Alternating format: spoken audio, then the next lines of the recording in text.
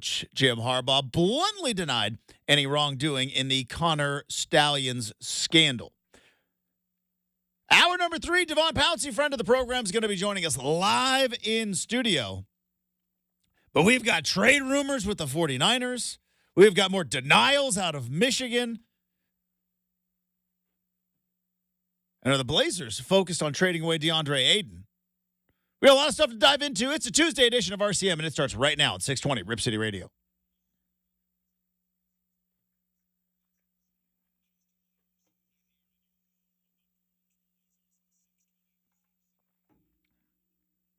And a very happy Tuesday. It is RCM. I'm your host, Justin Myers. Super producer Brenden is safely partitioned on the other side of the glass. Thanks for getting up early with us or staying up late. However you are rolling on this particular Tuesday. A lot of stuff to dive into on the big show today. As I mentioned in the update, hour number 3, our good friend Devon Pouncey, basketball analyst for the Rip City Remix, is going to be joining us live in studio for the entire third hour. A lot of Olympic basketball. We got drama with the French team? I'll tell you what. French coach is about to get fired because Evan Fournier is apparently calling out the French coach. French coach said Wembanyama's holding the ball too much. Pierre, I don't know if that's his name or not, but Garçon, you got a 7'4" alien basketball guy. He should have the ball the entire time. Wembanyama's holding the ball too much. That's why it's like, bold strategy, Frenchie. Hey, you know this guy that the entire, well, not the entire league, but pretty much the entire NBA tanked for to try to get? You know that guy, maybe one of the most sure thing number 1 overall picks in the NBA since LeBron James came into the league? You know that guy that's on your team? Bold strategy blaming him, saying he's holding onto the ball too much. Bold strategy. The fact that he doesn't have the greatest usage rate of all Olympic play, and I don't know if they even do usage rate in Olympic play. I'm sure they do. There's some math nerd out there somewhere calculating. But the fact that Wembanyama doesn't have the ball the entire time for Team France is absurd. Oh, Wembanyama's holding the ball too much. Yeah, Frenchie, you're about to get fired. So we got drama with Team France, but we have got no drama so far right now with Team USA, as maybe my worry wartness was unfounded. Maybe I was out over my skis with regard to Team USA because they seem to be absolutely rolling right now. But it's the medal round, or it's the knockout round, excuse me. Now the rubbers now meeting the road there in Paris. So Devon Pouncey is going to be joining us here in the third hour. There is Brandon Ayuk rumors swirling. Looked like maybe the Steelers were going to be involved. Those rumors have cooled, and it sounds like Patriots and or Browns, as the 49ers have now given Brandon Ayuk, or more importantly his agent, permission to go into contract negotiations with other teams. I know that's kind of how it works when guys go into their last year of a contract, but Brenden, that's got to be like a very weird thing. Like, hey, I know I play for the 49ers, but I'm going to negotiate potentially my next contract with the Cleveland Browns. Then if we come to terms, yeah, now you got to go talk to my old team because you're going to have to give up some more. That's got to be an awkward conversation. I'm sure it happens all the time in the NFL. The life of millionaires. It must be nice. Must be nice. Must be nice. So, but the Steelers rumors have cooled. So your dream of having me having to root for Russell Wilson to Brandon Ayuk, two guys that in the last couple years I have really enjoyed goofing on, that dream is now dead. Well, not dead, but cooled significantly. So we may dive into that. We got more NFL stuff on the way. All right. I know I talked a lot about it yesterday. I talked a ton about it yesterday, and I don't want to spend a ton of time on this today. But did you see the Jim Harbaugh denial? I had absolutely no idea. So if you know anything about what happened, the Michigan Wolverines were basically cheating. Now, we could dive into the severity of said cheating, but there were rules. They were breaking the rules. They were cheating. Tale as old as time, song as old as rhyme in the world of college football, right? Oh, this team, they're behind. They're a step behind from their rivals. Remember Ohio State and Michigan State? Jim Harbaugh couldn't win the big one. Then all of a sudden, out of nowhere, they get a leg up. They start winning the big one, winning a national championship. Turns out, during that time, they had a military vet who was obsessed with their team doing espionage where he was pretending to be on the sidelines of Central Michigan and other teams. We all know the story. I've talked about it a ton. I've been obsessed with it. There's a documentary coming out. Here's the part that I find this comical every time it comes up.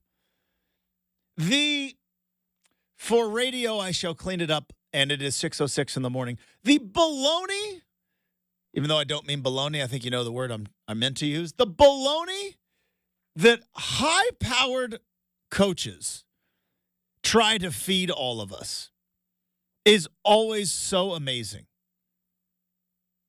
The contradiction that not even college, including NFL, because Jim Harbaugh's in the NFL, the contradiction of what high-profile coaches try to sell us, the fan base.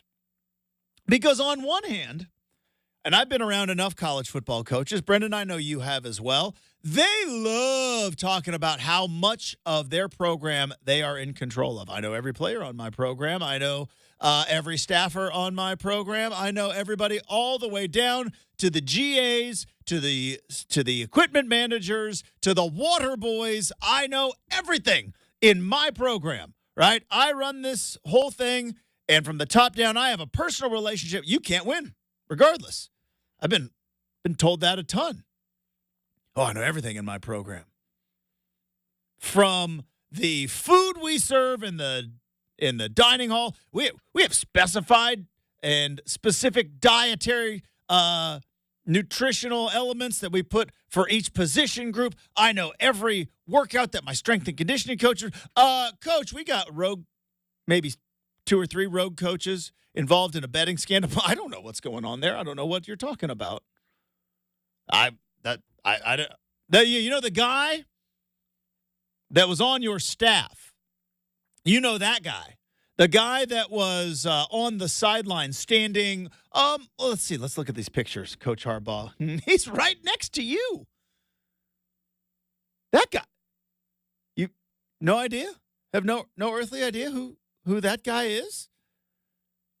I mean, he's standing right next to you, and he seems to be giving signals to the defense. And then the entire coaching staff is kind of going, we don't know who that guy is.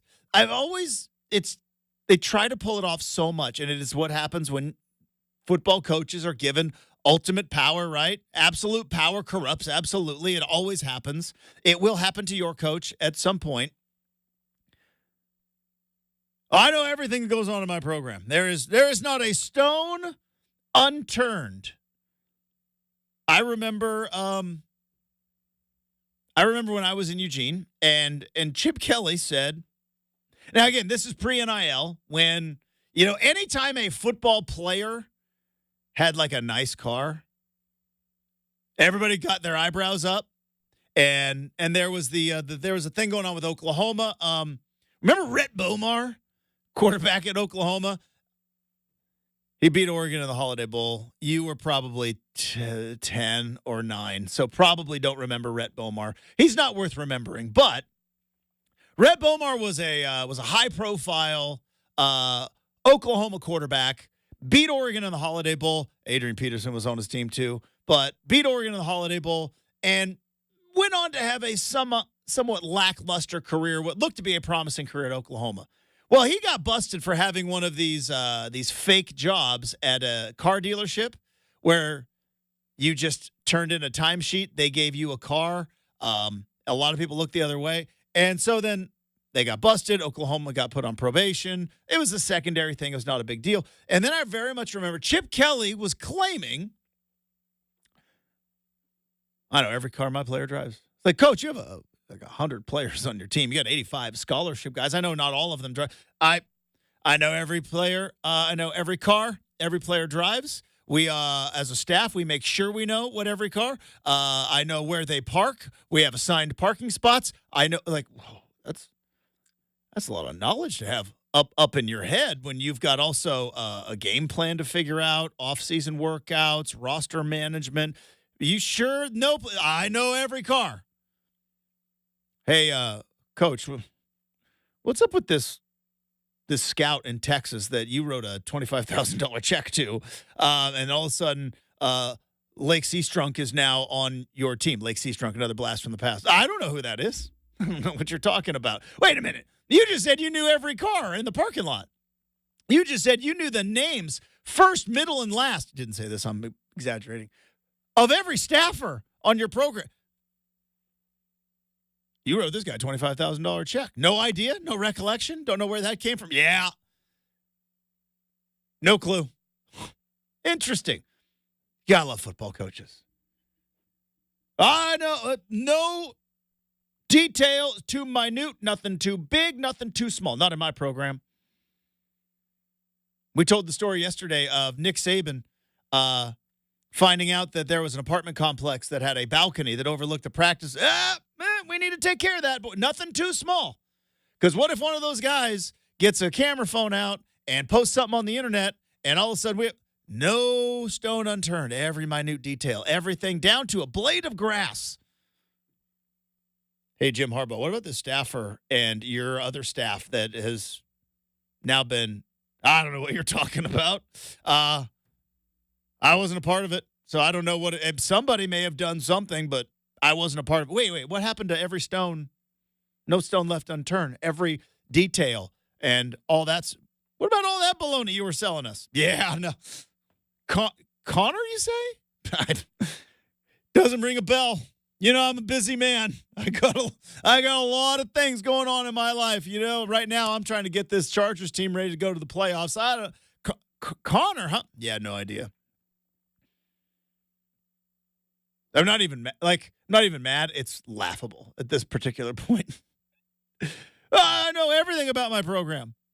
Okay, what about this guy who was like paying off player debt? I don't know who that is. Some rogue agent, some lone wolf. Yeah, there's like 7 lone wolves. 7 lone wolves going on in Michigan. All right.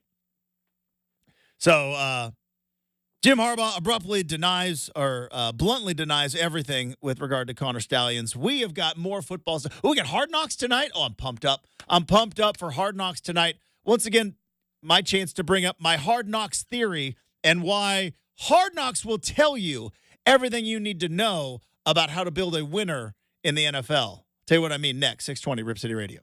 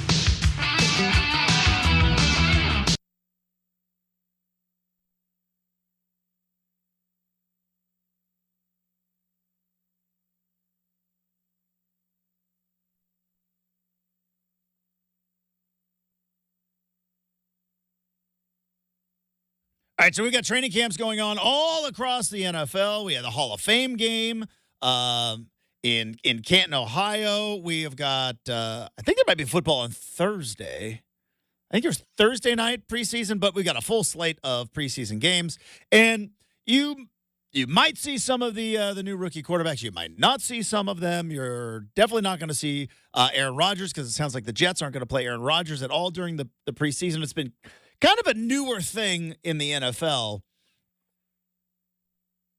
that, we don't need to play during preseason. You get enough reps during training camp. You got one-on-ones. 2 games on Thursday. 2 games on Thursday. Who we got? Anybody of interest? Lions, Giants on Thursdays. Interesting. Panthers, Patriots is gross. Panthers, Patriots sounds terrible. Friday, Falcons, Dolphins, Texans, Steelers. That could be interesting. Ravens, Eagles. Steelers are going to be interesting only from a fact that they're going to have to put a quarterback out there. Do they play both of those guys in Russell Wilson and Justin Fields throughout the preseason? Is it going to be an actual ongoing competition? And the Falcons are kind of interesting, too, because I would assume the Falcons not going to play Kirk Cousins in the preseason coming off of the Achilles injury. But it sounds like Michael Penix is, not surprisingly, because anybody that watched Pac-12 football the last 2 years, sounds like Michael Penix is kind of lighting it up in Atlanta. So that's going to be interesting. But the Bears were part of the Hall of Fame game, and the Bears obviously have the number 1 overall pick in Caleb Williams. And the Bears are a part of Hard Knocks. Oh, that's right. Hard Knocks is back tonight, and I love Hard Knocks. It is one of my favorite parts of the summer. It is it's the same show every single year. It's the same show every single week, and you know what? I love it. Now, I don't believe all shows should be that way because you might be like, Justin, you just been moping and whining about your House of the Dragon show and how it was boring and predictable and everything else. I was like, that's fair. It's fair criticism. I'm a bit of a hypocrite when it comes to certain things. But anybody that knows what I loved about Yellowstone, power struggle drama, but also I want 10 minutes of cowboying. That's what I want. When I watch Yellowstone, I want to see the old bunkhouse boys and girls out there roping and riding and cowboying for at least a good 10 minutes. I want to see it every week. It brings me back to like Law and Order. You know, Brenden, Law and Order, now SVU I think is the longest running show of all time, but Law and Order is like, hey, the thing that made Law and Order so great was it brought comfort to people. Same beats every single week. Some random New Yorker would be in a parking garage, a back alley, minding their own business, find a dead person, and then we'd get a boom, boom. And then, then the detectives would show up, and then they would talk to a random guy that knew an awful lot about something that happened a week ago. It's like, yeah, I remember that guy. He was in here like 2 weeks ago. It's like, Brenden, you went and got your tires changed yesterday. Now, let's hope that you are not involved in a gruesome police investigation coming up in the next 2 weeks. Do you think, like, the people who helped you get your tires are going to remember you by next week? No. No. But you know what? Law and Order. It's like, hey, let's go. Hey, you got new tires. You ever see this guy? He was in here about 2 weeks ago. I remember that guy. Looked like he was hiding something. Is the best part about Law and Order. Same beats every single week. And so Hard Knocks is going to be on tonight. And Hard Knocks has the same beats. It's, hey, intro to camp. Here's a bunch of guys that are still trying to live their football dream. They're probably going to be cut. Here's a fight in training camp.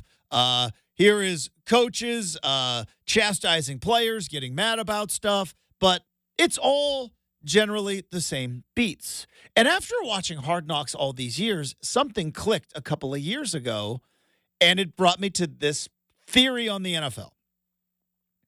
You know, I had a coach one time, first day of the season, team meeting, and it was like, all right, we want to win a championship. What does it take to win a championship?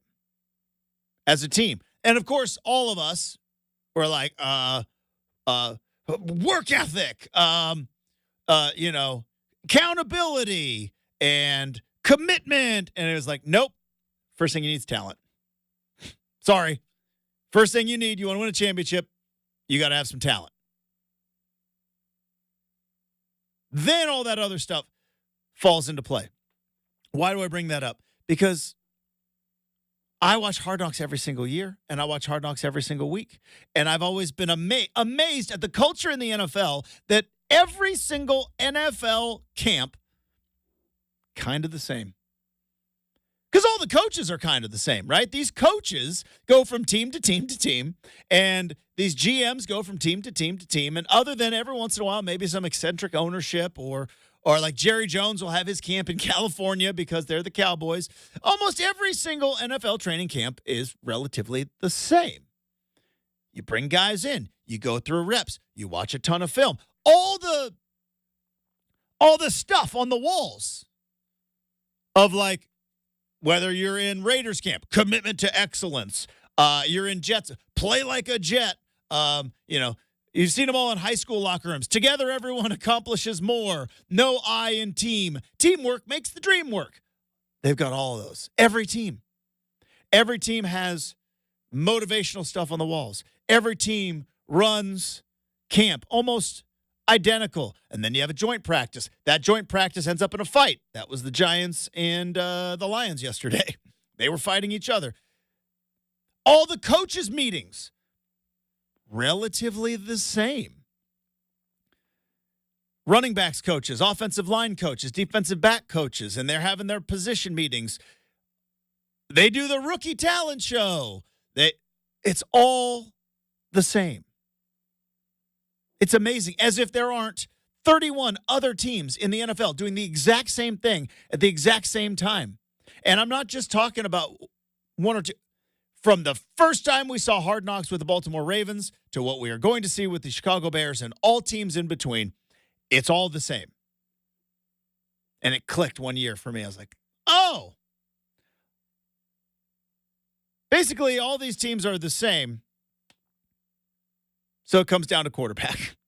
Hard Knocks has told us all for years and years and years, and maybe some of us were paying attention, maybe some of us weren't. The NFL, for the most part, is about 70% all kind of the same.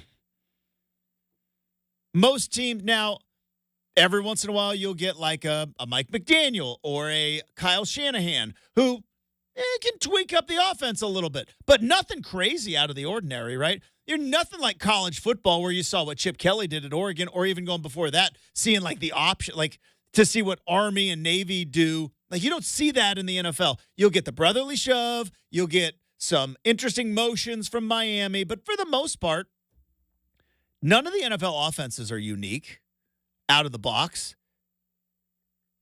They're all fairly similar. Maybe the Ravens with Lamar Jackson to implement a little bit more running, but it didn't last. But when Harbaugh came in, everyone thought that Kaepernick running was beside themselves. So yes, that would be my. And they got to a Super Bowl, and then it all fell apart. And I think most coaches realized, don't rock the boat too much.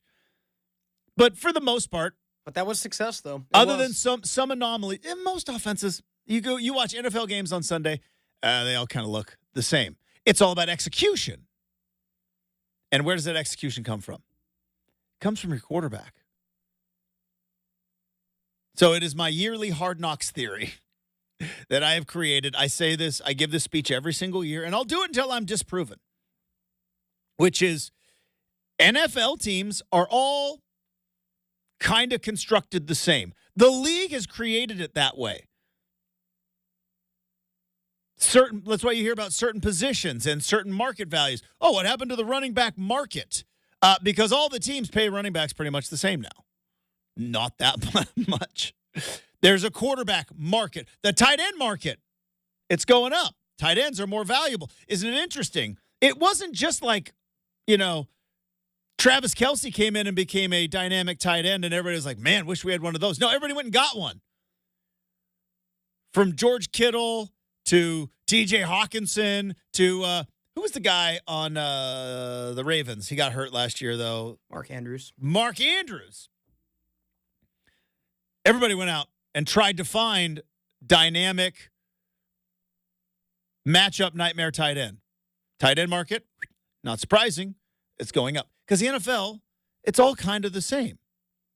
There is one thing and one thing only that separates the haves from the have-nots. And I hate to break it to everybody, it ain't the offensive line. Now, a bad offensive line can really throw you off. But the thing that separates the haves from the have-nots, it's your quarterback. Which is why I've been saying forever and ever and ever, if you do not have your guy at quarterback, you ain't going to win the Super Bowl.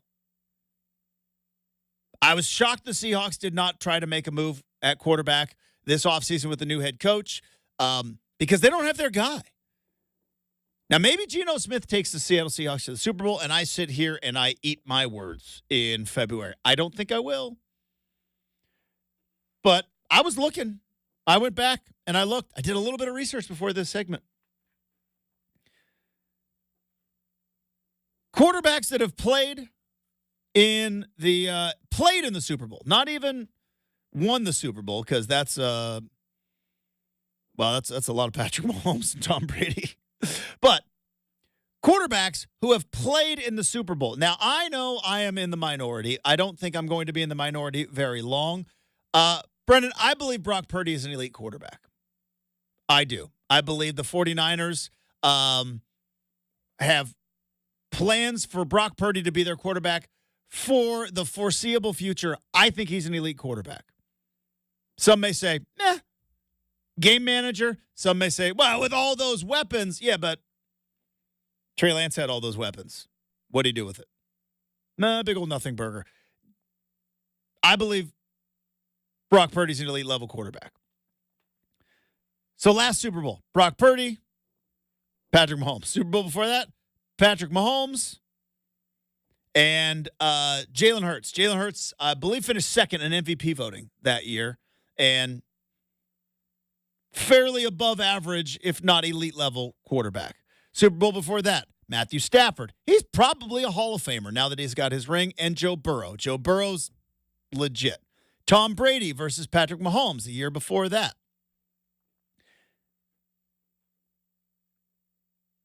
You got to go all the way back to 2020, which is the 2019 season, which is 5 seasons ago, before you get Jimmy Garoppolo. Now, we all had high hopes for Jimmy Garoppolo, I would imagine, but turned out to be kind of meh. High hopes? He was so good looking. He fit the part so much. So you can't deny his good looks, and he was he was Brady's backup, super good looking. I would say, unless you are either adamantly against the 49ers or I would say most NFL fans are like, oh, that guy's going to be the next great quarterback. He's Brady's backup. He's super good looking. We like good looking quarterbacks. We just do. It didn't quite work out. So that's why we like Zach Wilson for as long as they did. Call me nuts. Going to throw that out there. Brenden, call me crazy. If Zach Wilson was ugly, he'd never get drafted the way he was. I will die on this hill. Then. If Zach Wilson played in what? All of 7 games when he was there at BYU in that COVID year? If he was ugly, no way nobody drafts him. He's going to be a 3rd rounder. We like good-looking quarterbacks. We do. So, okay. But Jimmy Garoppolo. So, that's the last 5 Super Bowls. That's 10 quarterbacks. You got one. One that is fairly mid. Isn't that what the kids still say? Mid. Then you've got Tom Brady, Jared Goff. Jared Goff's a good quarterback. Is Jared Goff better than Jimmy Garoppolo? Oh, yeah. I would say so. Then you had Tom Brady, and this is where it gets weird because maybe the biggest anomaly in the last 10 years is the Philadelphia Eagles with Nick Foles at quarterback beating Tom Brady and the Patriots. That's the one. That throws a wrench in my plan. But before that, you had Tom Brady, Matt Ryan. Matt Ryan Matt Ryan's a Hall of Famer. That borderline. If he'd have won that game, no doubt. But Matt Ryan's a Hall of Famer. Before that, a lot of Tom Brady. Before that, Peyton Manning and Cam Newton. Before that, Tom Brady, Russell Wilson. Before that, Russell Wilson and Peyton Manning. And then you had the Joe Flacco. You got to go all the way back to 2013, which was 11 years ago, where you got the Joe Flacco versus Colin Kaepernick. Can honestly say two mid-level quarterbacks playing against each other in the Super Bowl. Just watch Hard Knocks. And then watch the season before, if you have time. And then watch the season before that, if you have a lot of time. Notice that they're all kind of the same. If you watch Hard Knocks from last year, it's going to look almost identical to what it's going to look like tonight. Why? Because the NFL runs its machine a certain type of way, right? Brenden, you worked in fast food, and I'm assuming when you were at Five Guys, it was owned by a franchisee, right? Yes, it was. But I bet you made burgers like every other Five Guys person from coast to coast with the same practices and standards and everything else. Mm-hmm. That's the NFL. So and the only difference is maybe your Five Guys would have an awesome manager like a quarterback. And oh my gosh, it does make such a difference though, Justin, because I've worked I sit here now and I go, it would take near poverty for me to ever go back to food service again. You put in your time. Yeah. Hey, Brenden. Mm-hmm. Thank you for your service. Yeah. Uh-huh. You put in your time. I couldn't do it. That's why I say it all the time. I couldn't do it. But I have the ultimate respect for anybody who works in food service. I couldn't do it. But I learned, throughout my various journeys of, various degrees of food service that it is entirely dependent on how your manager is. Manager at Sonic, not necessarily the best. Manager at Five Guys, pretty awesome. So, the manager makes a difference. Kind of like your quarterback. It's true, right? Because everything is the same, right? Like you said, every Sonic from here to, from Omaha to Sheboygan, Wisconsin to, Bangor, Maine. I'm assuming they have Sonic in Bangor, Maine. I don't know. I can still hear my manager telling her car hops to run. Like, if you don't skate, you run, Justin. You don't skate, you run. Full sprint. But I would imagine, even though everybody's got kind of different franchises, there's a system in place and there's a way to go about it, which is why all the McDonald's stuff, it all tastes the same because they all buy the same food, same distributor. It's not like, you got a special French fry recipe at your Five Guys. No, you get the same stuff. The difference is management. The difference is, and quarterback's management. And you're going to watch Hard Knocks tonight, and you're going to see that the Bears and is it Eberflus? Yeah. And Eberflus is going to look an awful lot like every other NFL team. Is like, well, why have they had trouble? What is it? A cultural problem? Is it an organization? They can't find a quarterback. Haven't been able to find one. Because almost every other NFL team, like a restaurant franchise, they're all run the same. Difference is management. It's true. Difference is management. I mean, your analogy is spot on. It's kind of nailed it there at the end. Hey, for once, I landed the plane at the end of the segment. It is time to get to the break. When we come back, we continue our countdown to kickoff, and we go on campus next, 620 Rip City Radio.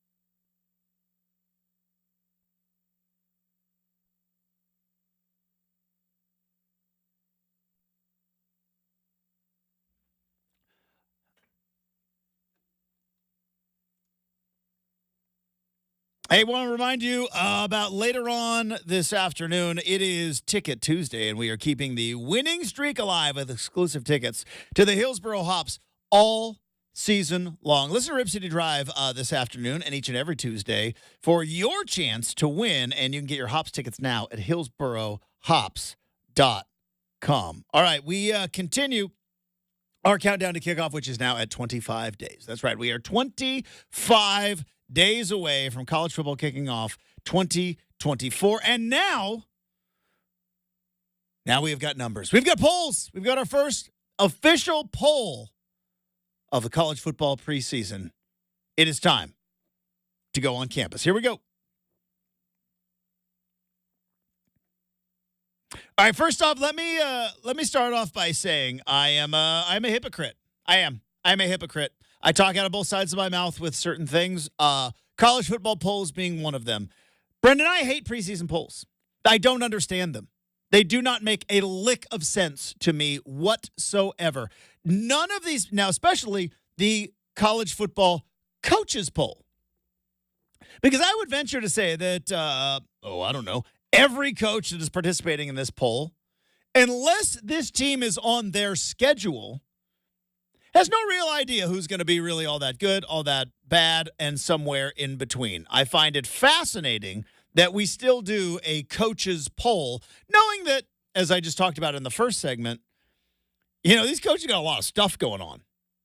They have to know all the players on their roster. They got to deal with the transfer portal. They got to deal with NIL stuff. They got that 2 a.m. phone call where their defensive back just got pulled over for DUI, right? They got to deal with a lot of stuff. Yet, they're going to rank 25 teams. It has never made any sense whatsoever to me. That being said, I am a hypocrite. Why? Oregon's third, and I'm excited. I'm a hypocrite. I can't help myself. None of us can. It's like, these are the dumbest polls of all time. My team's 3? Okay. Well, clearly it's one of the most accurate polls out there. These coaches, they know. But we have the first coaches poll. And then I have another question as we get Georgia, number 1, 46 first place votes. Ohio State, second, with 7 first place votes. Oregon, number 3. No first place votes for the Oregon Ducks. But Texas comes in at number 4. Just 1 first place vote, rounding out the top 5. Alabama. So Georgia, Ohio State, Oregon, Texas, Alabama. I got no beef with any of them. You could slide any of them up into number 1. I know that saying Oregon could be the number 1 team in the country, that does make me a homer. Oregon's playing Ohio State in October and likely not going to lose before then. I don't believe Ohio State. Let's see. Should have the Ohio State schedule. Akron, Western Michigan, Marshall at Michigan State, Iowa at home. All before they face the Ducks on October the 12th. I don't see Ohio State losing any of those games. Oregon's got Idaho, Boise State, the Beavs at UCLA, and then Michigan State at home. Oregon's going to be favored by double digits in all of those games. October 12th could be 1 versus 2. Now, probably should take a look. Does Georgia have a test early? Clemson, week 1. That's interesting. I don't know how much of a test it's going to be, but that could be. Oh, wait, no, they go to Alabama on September the 28th. So Georgia's got a couple of tests, but Georgia might stay there at number 1. But Oregon, Ohio State might be number 1, number 2 when they face each other in October. So anybody, okay, Brenden, outside of the top 10, you've got, or the top 5, excuse me, Ole Miss, Notre Dame, Michigan 8 with 1 first place vote. Penn State, Florida State. Any of those deserving of being a top 10 team? I got really no problem with this top 10. I want to have a problem with it. I don't. You buying the Ole Miss stuff? You buying Lane Kiffin that Ole Miss is going to be a disruptor in the SEC this year? More than I buy a team who beat Oregon State in the Sun Bowl being number 7.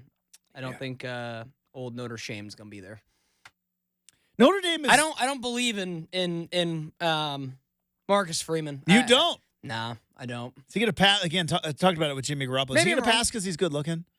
He is a handsome son of a gun.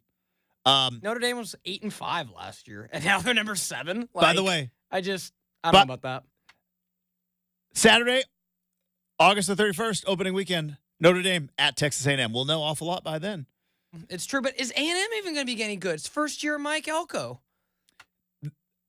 They lost some players. They lost a wide receiver to Oregon. I think their best wide receiver to Oregon. Thank you very much. I'm fascinated to see how fast can Mike Elko reload. Oh, never mind. Can he reload? Never mind. Notre Dame's schedule's such a cakewalk. They got at Texas A&M, which is that's going to be a game. I feel like we got a point spread on this game yet. Not that I can. A&M -1. A&M -1. So that's a pick'em game. Then Northern Illinois at Purdue, Miami of Ohio, Louisville, Stanford, Georgia Tech, Navy, and then they're going to get their teeth kicked in probably by Florida State. And yeah, pretty favorable schedule. They could be 9-2 with a loss to A&M and a loss to Florida State going into the SC game with college football playoff on the line. That could be interesting. Maybe one of the coolest non-conference games of the year. November 23rd, they play Army at Yankee Stadium. Oh, that's at Yankee Stadium. Thought that was kind of cool. We need to see more. I'd like to see more games like that. You like football games at the baseball stadium? I know people hate it, but I like on campus. The games. one time that I went to it as a kid, I thoroughly enjoyed it. Maybe because I was showered with emerald nuts, but it was that was at the San Francisco Giants baseball field. I thoroughly enjoyed it, but I've also heard people say the Holiday Bowl that was at Petco Park and now is conveniently moved to San Diego State's new stadium was because it's not great playing on baseball fields. Holiday Bowl really took a dive, didn't it? It used to be a very big deal. We talked about it with Steve Tannen last week. Oregon beating Texas in the 2000 Holiday Bowl was a benchmark win for the Ducks in their building of what ultimately they have become now. And that was 24 years ago. But the Holiday Bowl was, it wasn't a New Year's Day bowl, but it was a significant bowl game every single year. And it's really fallen off. From 98 to 2009, it was the number 2 team in the pack versus the Big 12 number 2. Yeah. Hasn't exactly met that. And now they're playing at a Mountain West Stadium. All right. There you go. Oregon, number 3 in the coaches poll. We have got hour number 2. That's coming up next here on 620 Rip City Radio.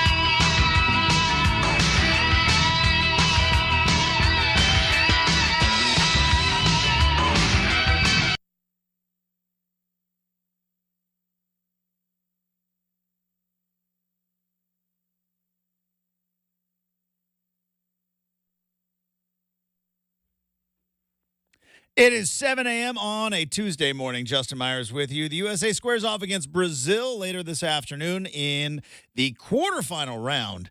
That game tips off 12:30 from Paris.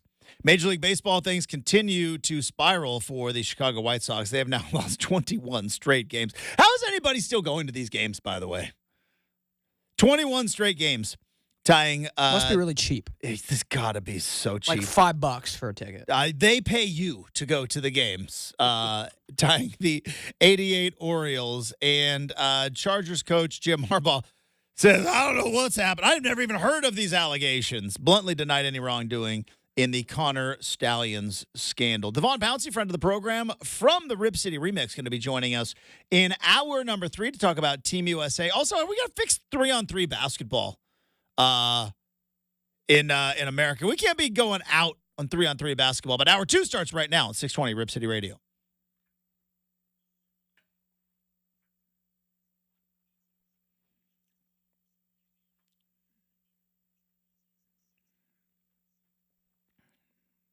Hey, welcome back to Rip City Mornings, everybody. We have got Make or Miss coming up in approximately 20 minutes. We have got Get Off My Lawn coming up in 45 minutes. Obviously been talking a ton of football this morning. According to sources, 49ers willing to listen to trade offers for Brenden Ayuk. Now, here's where it gets interesting, because obviously Brenden Ayuk's going to have to get a new deal. We talked about this yesterday, Brenden, about whether or not Tyreek Hill, Justin Jefferson, Jamar Chase, Devontae Adams, those 4 are kind of all in the argument for best receiver in the NFL. Am I missing anybody there? I wouldn't put Deebo in there because I think Deebo Samuel does so much more than just be a receiver. But Jefferson, Jamar Chase, Tyreek Hill, Devontae Adams. I think that's kind of the list right now in terms of Amon-Ra St. Brown. Is he in that category? I feel like he's not quite there. Close. Not quite. He's not quite there. But my question is, now that the 49ers are looking to trade Brenden Ayuk, and then Brenden Ayuk is going to want a new deal, so whatever team trades for Ayuk is obviously going to get him a new deal. Cooper Kupp, another guy. We keep forgetting about him. How could we? I think he holds both Reeser and Autzen records for yards catching, and he didn't play for either team. Is Ayuk at the level of those anywhere close to the level of those guys? Now, again, I have my bias here because Brenden Ayuk scored a touchdown in 2019 that still angers me to this day, and I may have some built-up grudge, but I know he's good because clearly I watch the NFL, but on a team where you've got Kittle and Christian McCaffrey and Deebo Samuel, he's the 4th best option on that team. Is he a guy that if he does he benefit from being that 4th option? Because if you're a defensive coordinator and you're going up against the 49ers, first thing we got to do is we got to stop Christian McCaffrey, right? If we don't stop Christian McCaffrey, it's going to be a long day for us. We're not winning. All right. We got a game plan where we think we can corral Christian McCaffrey. Can't really ever stop that guy, but we think we can corral him. Next option. Well, if we start loading everybody up, they're going to put Kittle right over the middle, and Kittle's going to crush us all. All right. We got to stop Christian McCaffrey. We got to stop George Kittle. Well, if we do that, they're going to run Deebo Samuel a little end around. So we got to stop Deebo. Has Brenden Ayuk benefited from being on a team just full of dudes that defenses have had to essentially game plan for? You have to game plan for Christian McCaffrey. You have to. I don't know if there's another running back in the league where you have to game plan for. You have to pay attention to, but you have to game plan for Christian McCaffrey. You got a game plan for Deebo Samuel. And I wonder if Ayuk is a guy that, to me, there's two options here. Either A, he is a legit number one option, and if he goes to, I think, the Patriots and the Browns, I think we're the two teams that are in discussions now. Good luck playing with either one of those organizations at this particular time. The Browns just in general, and the Patriots are in complete and utter rebuild mode. But is he a guy that is going to thrive being a number one option or maybe even a number two option? Or is this a guy who maybe his value has been bloated a little bit because there's no team in the NFL that has the weapons that the 49ers have?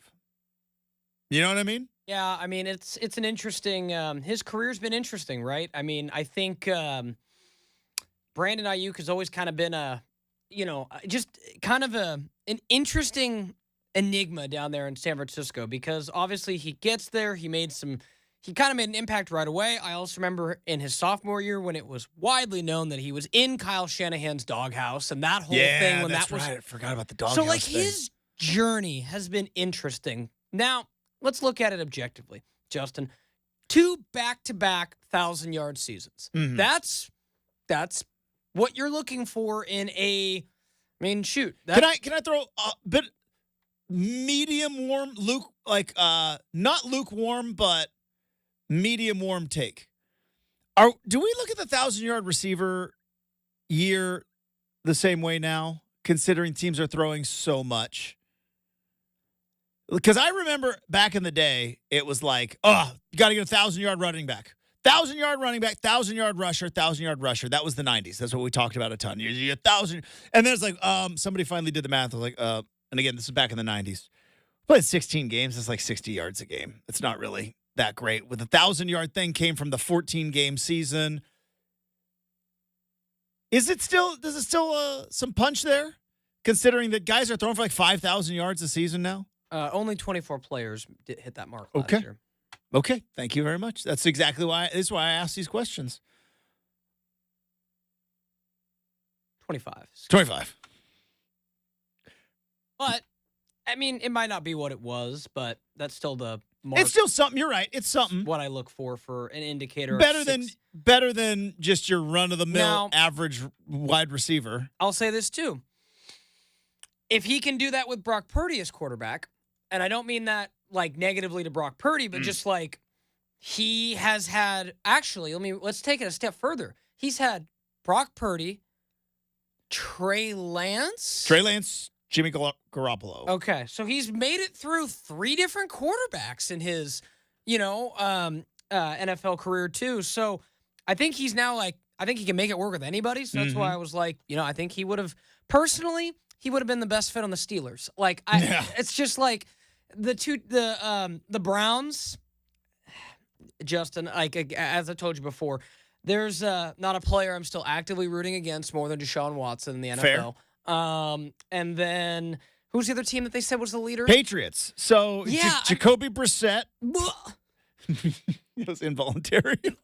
I mean, even Drake. You got Jacoby Brissett. You got Drake May. And again, there's also this whole thing, and it happens this time around camp every single year, which is like the reporters get bored, okay? I've been out there. I've been to these training camps. I know what it's like. Brenden, you know what it's like. You're now into week 2 of Beeve football camp. You're going to be going down there tomorrow.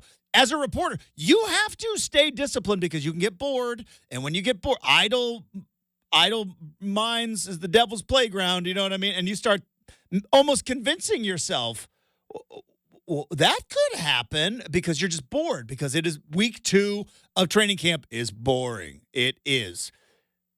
I've heard the hot takes that Joe Milton, the late round pick out of Tennessee, has been head and shoulders above both Drake May, who they took obviously early in the first round. Was that 2 overall? Yes. Drake May? They're number 2 overall. And Jacoby Brissett, who's kind of their planned, waiting in the wings, placeholder quarterback.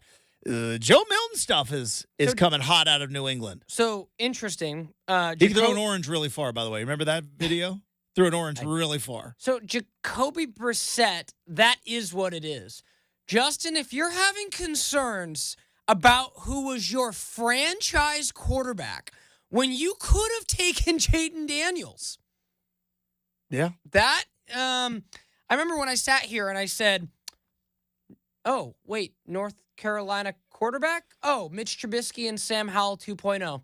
Wait until I'm just waiting to be proven wrong, and I think I'm going to be proven right again. You think so? You have no faith in Drake May whatsoever. That the North Carolina stain, the tar from the Tar Heel, is what is holding back these North Carolina quarterbacks. Mac Brown can't coach NFL quarterbacks. Oh, okay. He doesn't. They can get him drafted though. Colt? You get him. Colt bust. Vince, was Colt McCoy really a bust? Oh yeah, I mean, he played in the league for like 8 years, 9 years. But he was a backup. A national championship quarterback should be a starting quarterback in the NFL. All right. That's pretty spicy. I appreciate it. Is it? Think about the last quarterbacks to win championships. They're taken top overall, and not all of them turn out, but Vince Young too, right? So you got Texas. His two best quarterbacks at Texas were Vince Young. Guy should have won the Heisman. Agreed. Won a national title. Incredible college player. One of the best I've seen. One of the best. But a guy, and he's won. Vince Young he's kind of in that Marcus Mariota range where, because their NFL career didn't pan out, we forget just how awesome they were when they were in college. Because Vince Young was that dude. He And the 06 Rose Bowl was incredible. So, is it really that hard? You might have something there with Mac Brown. When I was we just got named 5 quarterbacks. Vince Young, Colt McCoy, Trubisky, Sam Howell, and now Drake. Let's let Drake May play a preseason game first before we write him off. I'm just saying. I heard a hot take out of Patriots camp that Joe Milton, but you've been in enough camps to where you're how many times have you heard freshman looking good, watch out, and it's it's true. Yeah, that's not. Now I've also heard. I remember very much summer of 2014, summer of 2016, because Oregon wasn't allowing anyone to watch practices back then. It's Herbert's making everybody look bad. He's making everybody look bad. That true freshman from Sheldon, that guy, he's torching everybody. I had back when I had sources, when I had actual reliable sources, dude, he is torching everybody. So sometimes it happens, and then sometimes you hear about, watch out, this guy, he's carving up practice. We never heard from him ever. That's true. It's very true. But it happens all the time in the NFL. Especially in a place like New England this year where there's not much to write about. Reporters are we got to find something. I just continue to believe North Carolina, fine other players, just cannot pump out quarterbacks. All right.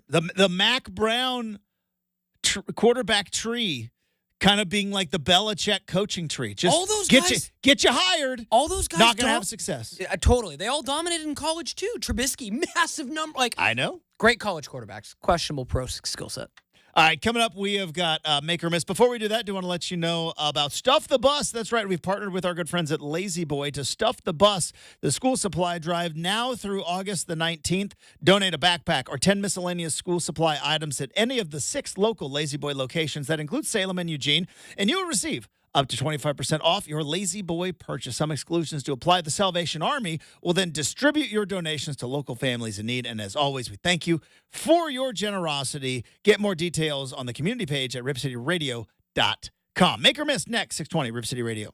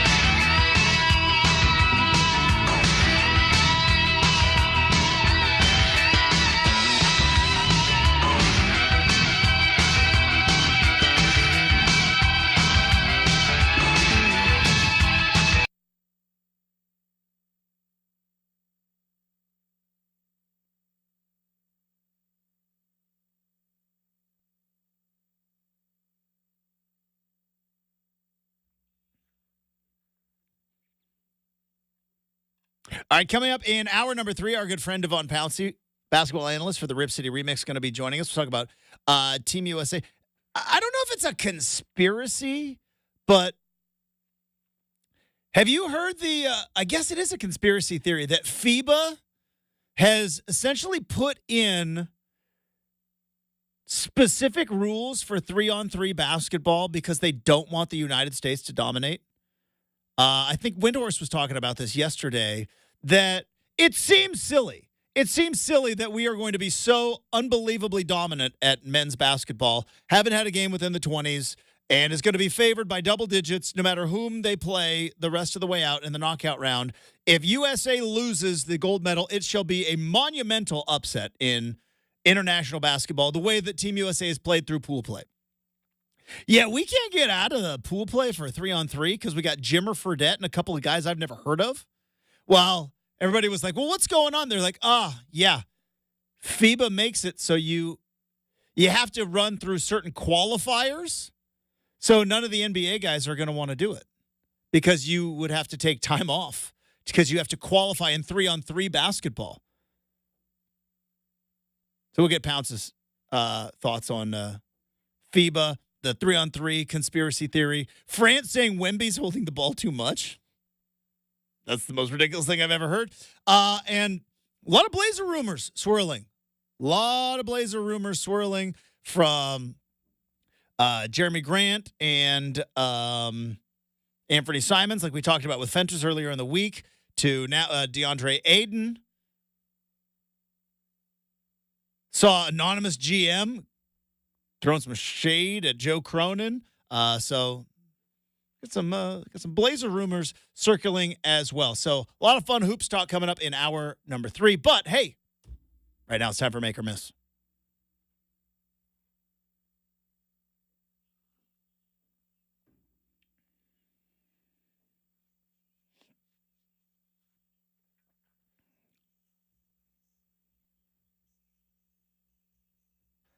All right, firing up Make or Miss today. This team would get beat by the Dream Team by at least 10 points. Ooh, okay, let's do it. I feel like we've been waiting on this one. This is Brenden, you been watching First Take this morning? No.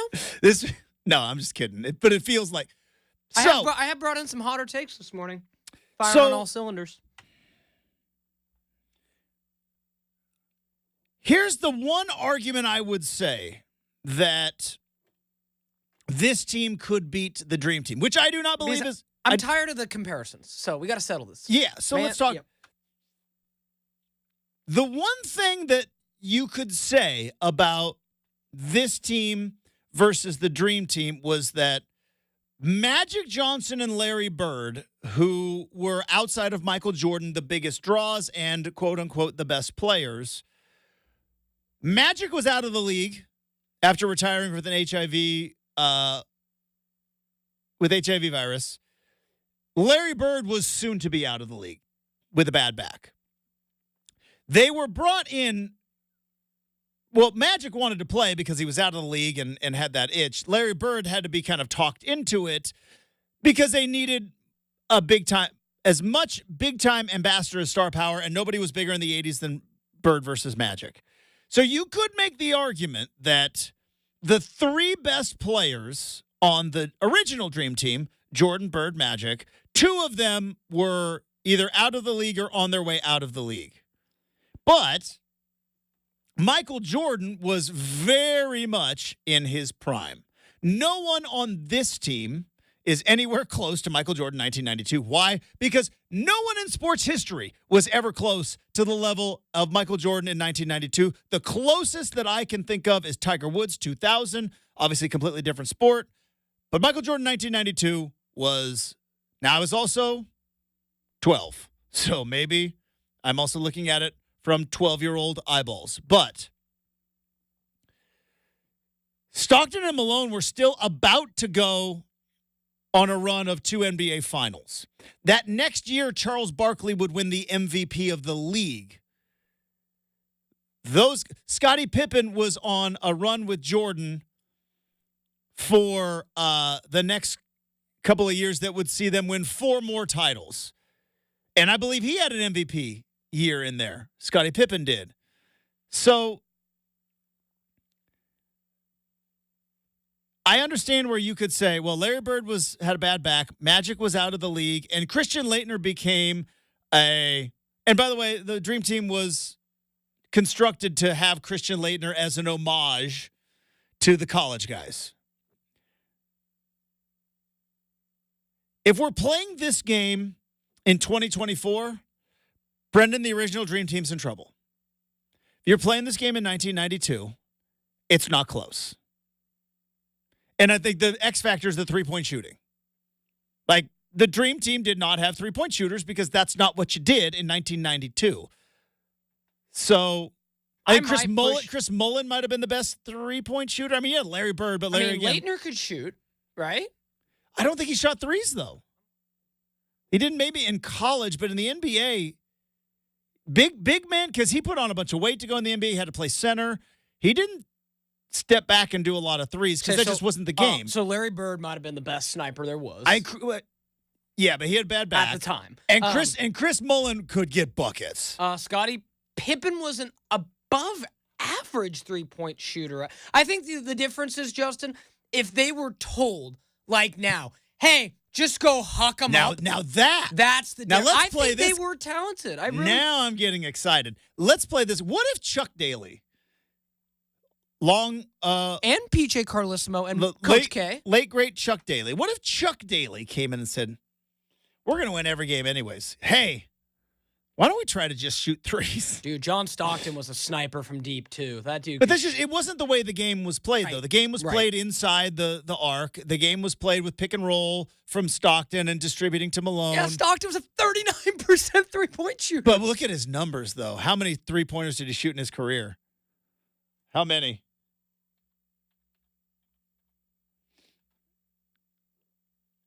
Do we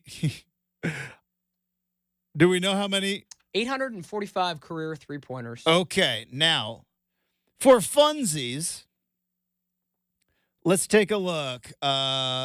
Career three-point. That's got him, I think, pretty far down. I'm trying to find Steph Curry's three-point totals. So Steph Curry leads the way with 37-47.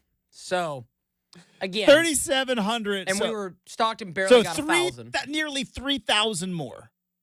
Nearly 3,000 more. But in this particular case. It's a different era, man. I look at guys who just were, like, I think of someone like, just like the true, like, shooters who would have absolutely had ridiculous, like, Drazen Petrovic, right? Like, that dude could shoot. Okay, so let's get into the other argument that I've heard.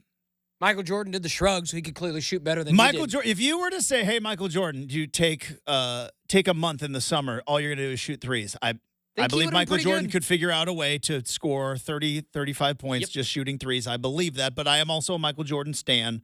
That being said, let's get to the big men, because that's the other argument. And again, I might be looking at this through 1992 eyes, but I'll ride with the Admiral David Robinson and Patrick Ewing.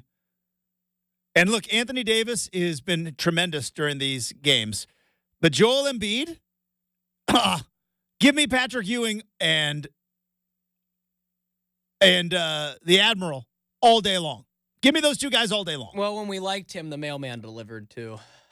Yeah, that was pre-internet. Karl Malone really enjoyed life before the internet. Never really saw that whole internet thing. Complicated legacy, to say the least. Because I go back and look, and it's like, oh yeah, Karl Malone averaged 32 points a game one season. Like he was number. He's still. He's the third highest scorer, I believe, in the league history. Kareem, Karl. So, dude absolutely got buckets. And again, like I said, Charles Barkley. Because that's the big knock. Well, look at Michael Jordan was the star, but I mean, when Barkley was your best player, Barkley was MVP of the league the next year. And what about? He was MVP of the league. Everybody just wants to dismiss Charles Barkley because, he's an incredible commentator and he's got a bad golf swing. But 93 Barkley was so good. What about the Glide, man? And Clyde. I think again, Clyde's the whole thing is like with no threes, though. You know what I mean? Like Clyde was a career 31% three-point shooter. If he had more volume, That's always the question in the eras. That's and this is why it's fun to kind of goof around, and I shall always hold on to my 90s basketball. Could Scottie Pippen have guarded Kevin Durant? I think he could have. I don't think he could have. I think Scottie. I don't know. I think you got to me. I think on this particular team, the U.S. team right now, the biggest problem that the dream team would have had is Kevin Durant. Probably. Kevin Durant is a problem. Scottie Pippen moved well at 6'9", 220. But the biggest issue that I see, just as your point, we can say that a lot of these guards there was no way Patrick Ewing was hitting threes, even with volume. Nope. And there was no way David Robinson was hitting threes with volume. Maybe Christian Laettner, but that was it. That was it. Yeah. Like Charles Barkley, he shot some threes. Right? Towards in '93, he had a nice run. He added but again, it was one of those. Back in the mid '90s, if you were not a center, you essentially, if they left you open for three, which that was the other thing. Like, guys were just left open for three. Go back, and I'm sorry, Blazer fans. I'm sorry. I apologize. Blazers left Jordan open. I'm sorry, Blazer fans. Look at how wide open Jordan was on those threes in the shrug game. If he didn't make them, and they won that game, if ifs and ands were possible. Don't even do it. It's just mean-spirited on a Tuesday, Brenden. But Brenden woke up and chose violence. Like I did. To your point, like Magic Johnson, even a career 30% three-point shooter. I would have thought Magic Johnson better shooter than that. See, here's the deal. So that's interesting to me. It's interesting because you had Magic Johnson essentially his career was cut short because of HIV. Right. He was also post-prime. Jordan was on the way. He was. LeBron kind of the same way. Like, LeBron's got 2-3 years max left in the NBA. So, LeBron now might be better than Magic then. I don't know. It's interesting. But again, Magic was also coming off of not playing basketball for a season. It's not as crazy as a debate as I want to make it to be. I would love to just pick Dream Team wins. They win everything. You guys are all idiots. It's not that crazy, but, and again, I might just be a Gen Xer who's holding on to my childhood memories. Like, no offense to Drew Holiday, you ain't Chris Mullin. You know what I mean? No offense to Derek White, but you're not John Stockton. You're just not. That's what I said. Even like Anthony Edwards, you ain't Clyde Drexler. Hate to break it to you. Like, you're not. You might be one day, but you ain't Clyde Drexler 92. 92 Drexler? Guy was, I think third in MVP voting? 92? Second. He was only behind Jordan. Yeah. I mean. Come on. Yeah. So you've got Jordan who's an MVP, Clyde who was second in MVP voting, Barkley was an MVP. Did Scottie Pippen ever win an MVP? No, he did not. No. I thought like 94. Might have been in the mix. He might have been in the mix. When Jordan retired, but no, did not win MVP. He was still, I think, 8-time All-Star, 6-time champion. I think his best year statistically was when he was third in 94. Got you. David Robinson was second in 94, who was on the Dream Team 2 years before that. So Anthony Edwards might be an MVP of the league one day. Anthony Davis might. Is Anthony Davis ever going to win MVP? And you know what, Justin, just to your point going back, because he's the first Blazer I can love and remember, absolutely Scottie Pippen could guard Kevin Durant. No, so, like, no, I don't know if he could, dude. First Blazer jersey, Justin, size 1T, little 33. Love it. Well, 33 Pippen, man. Like, it's crazy. A fun little pocket of Blazer fans that were right there in that moment where, like, Scottie Pippen and Brian Grant and Arvydas, where like that's there. Because obviously I was old enough. You weren't born yet. Like the Rip City Blazers, like that was the team that was everywhere. That was the Dairy Queen glasses, right? That was the Rip City Rap City. That was and obviously wasn't Bust a Bucket crew. You were not born yet, but then there's like that little pocket, like pre-Jail Blazers. Yep. Jail Blazers were just in their infancy. Yep. And you still had like a Steve Smith.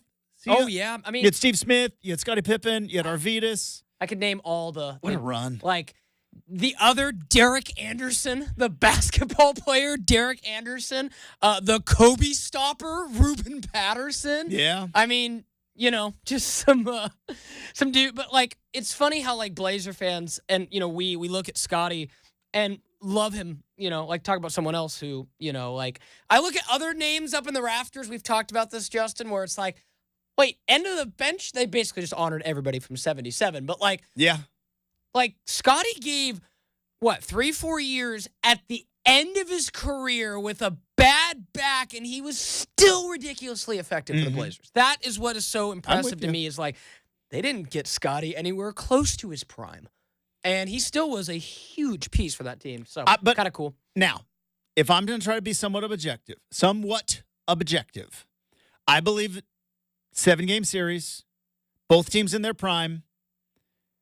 I believe that Dream Team 92 wins. But I think it's close if you're playing in 2024. I think the three-pointer thing. But could Dream Team adjust? No, LeBron could the Dream Team adjust to being able to defend, like, who's going to guard LeBron? So I said LeBron is on the other side. Because Kevin Durant's the biggest problem. LeBron's the second biggest problem. LeBron is remember that video or that clip? Does Jordan guard LeBron or does Jordan guard Steph? Good question. Probably put Jordan on Steph, but LeBron, you know, I don't think, offense would be offense, but I think LeBron would be doing, you know, that meme of him with J.R. Smith with the hands out, but he'd be doing it to Anthony Edwards going, why aren't you guarding John Stockton? He goes, he only shot one a game, LeBron. It would be funny, too, because you flip it, right, with the defense that you have to play now, with the perimeter defense, and also the fact that you can't really disrupt a shooter anymore. Right. Like, to guard a shot, you have to go to the side and give a clear path. And Dream Team guys would be like, we're getting open looks every day. We're never going to miss. And could you imagine Joel Embiid trying to guard Patrick Ewing down low? Good luck. Yeah, I mean. Good luck. Yeah, and with Embiid, it's just like, you know, I think of Patrick Ewing, and I just think of, like, if memory serves, Patrick Ewing never really had injury problems. Towards the end. Oh, towards the end? Towards the end, he did. Big guy. But not like Embiid, where it's been like every couple years. Patrick Ewing had Michael Jordan problems. He played did. in. So did Clyde. Played in the right? same. Just like Embiid's having, Boston Celtic problems. It's true. Right now. I was looking just for fun.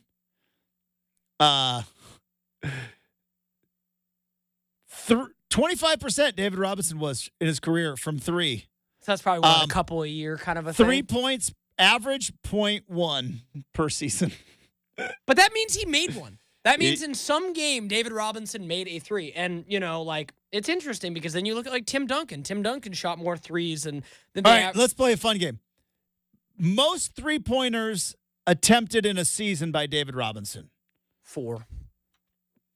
Okay, was I off? It's more than that, but 15. It's 29. Oh, wow. Okay, so he was 10 of 29 in 1994 when he finished second in MVP voting.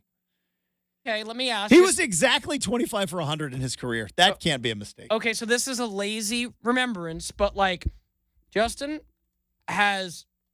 did DeAndre Ayton or Yusuf Nurkic shoot 29 threes in a year? Maybe Nurkic's last year he hit. I know Ayton, very rare. Yeah, but those guys aren't on the Dream Team. No, just kind of for, you know, the sake of familiarity. And Sure. It's like, you know, having a 7-footer hit threes. I mean, we have a new one here. Heard he can shoot threes. Let's hope so. Come on. All right. Hey, it's Ticket Tuesday today, though. Not right now. You got to wait till the afternoon. But this afternoon, listen to Rip City Drive for your chance to win exclusive tickets to the Hillsboro Hops, and we're doing it all season long. We keep the winning streak alive with Ticket Tuesday on Rip City Drive, or you just get your Hops tickets now at hillsborohops.com. Get Off My Lawn next, 620 Rip City Radio.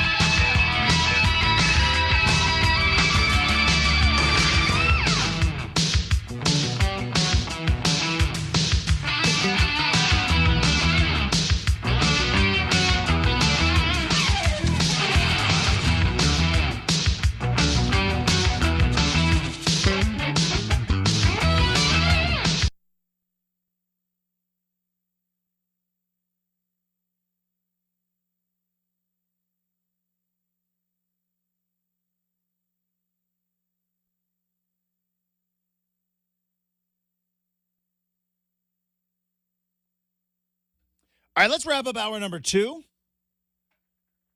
And while it looks to be a beautiful day outside, it is still a Tuesday. And while we may have hunkered down and got through our Monday yesterday, and while tomorrow we shall reach the top of the peak of the week, and then Thursday and Friday head right into the weekend, Tuesday is a tough day. It's a tough day to get through. Sometimes Tuesday is a grind, but rather than letting that negativity fester, we let it out. And we also take the grumpiest day of the week, and we pair that with my grumpy old man takes with a little segment we like to call Get Off My Lawn.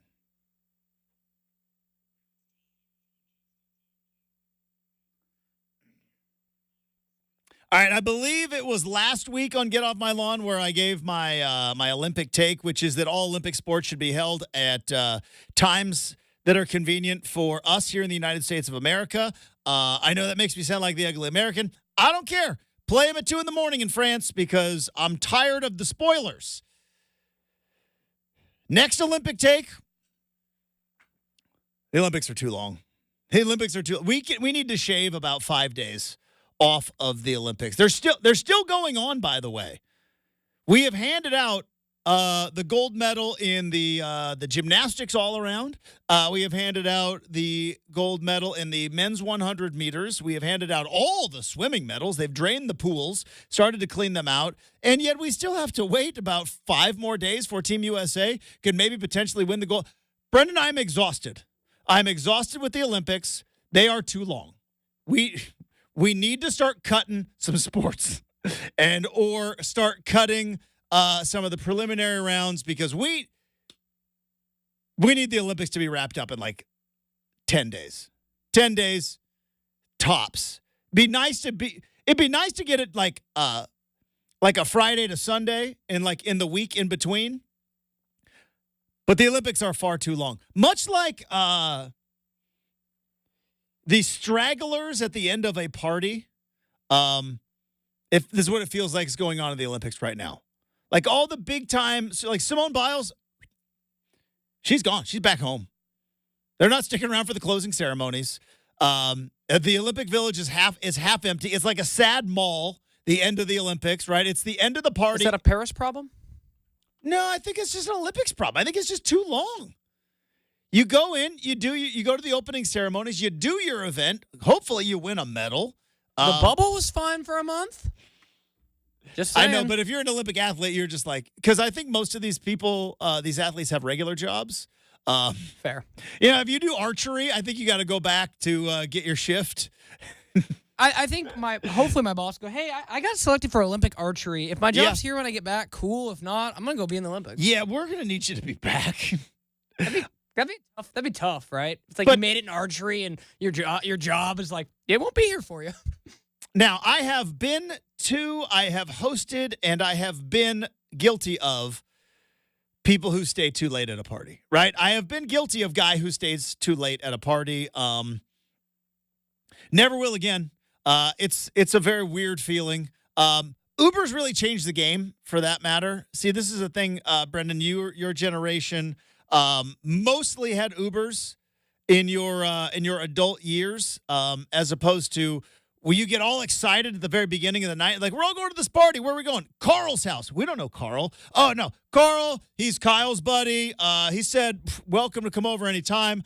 And so then you go over and Carl's like I don't know these guys. And then you're way too far away from home. Nobody can drive. You're not even sure how you got there. Nobody has money to call a cab. Ubers don't exist, and you are the person waiting for a ride way too late at a party. That's what it feels like the last 3 days of the Olympics. It's just skeet shooting, huh? So how long you been doing that? All the swimmers are home. All the gymnasts are wrapping up. Most of the track and field people, they're gone. They're headed home. And basketball and I don't know what else is still even hanging around. I think beach volleyball still hanging around. Scotty Scheffler won his gold medal. He's back home. I think he might be playing in a tournament this weekend. Djokovic, he won his gold medal. He's back home. The Olympics are far far too long. That being said, we'll talk about this with Pounce coming up on the other side. Serbia just beat Australia in overtime. Let's see. How did I think Jokic 21, 14, and 9? Or excuse me, 21, 14, and 8 in overtime. Serbia now moves on to the semifinals. Australia is eliminated. Germany earlier today at 2 a.m. eliminated Giannis and Greece. Giannis did drop in 22 points, but Franz Wagner, he dropped in 18. And Dennis Schroeder came in with 13 off the bench for Team Germany. Fun game coming up, by the way, at 9 o'clock. France versus Canada. Who you got? Who you got? You got Wemby and Fournier and who else is on France? Grobert. And then you've got Canada. You got R.J. Barrett. You got Shai Gilgeous-Alexander, Dylan Brooks. I think a handful of other guys. France versus Canada. Who you got? Probably go with the French. You're going Friends. Let's see. Is there a point spread on it? Canada's 7.5-point favorites. Is Canada going to sneak into the gold medal game? Is it going to be USA versus Canada? Like the battle because, the history of the game of basketball, it was invented by Naismith at Springfield College in Springfield, Massachusetts. But James Naismith himself, a Canadian man. So Canada has always kind of claimed a little bit to the basketball history, but then James Naismith invented it in Springfield, Massachusetts, which I believe that is where the Hall of Fame is, and then went on to be the coach at Kansas. Yeah, no 3-point line for Mr. Naismith. No. The game has gone quite a bit from where he, the peach baskets he put up in the gym. No nets either. You know they used to jump ball after every made basket? Uh-huh. And no dribbling, I think, at the beginning, too. I learned all about that when I watched the 30 for 30 on returning the rules back to Kansas. Yeah, that was a weird one. Where it's like, hey, we went and bought Naismith's official rules and got all these UK boosters to pay for it. And it's kind of a cool deal. Like you said, a bit odd, but I learned a lot from that one. So, Team Could you imagine, though, being like a super fan and calling boosters, being like, hey, help me bid on the original rules? One day I hope to be financially and in a spot where I can just get in on stupid stuff like that. It's like, we want to buy the original. Yeah, let's do it. Let's do it. All right. But anyways, Olympics, too long. Far too long. We need to be wrapped up, and at least it should be wrapped up by today. We are not wrapping up anything. Some may say this show is too long. Some say it's just right. We got an hour to go. Devon Pouncey joins us next. 620 Rip City Radio.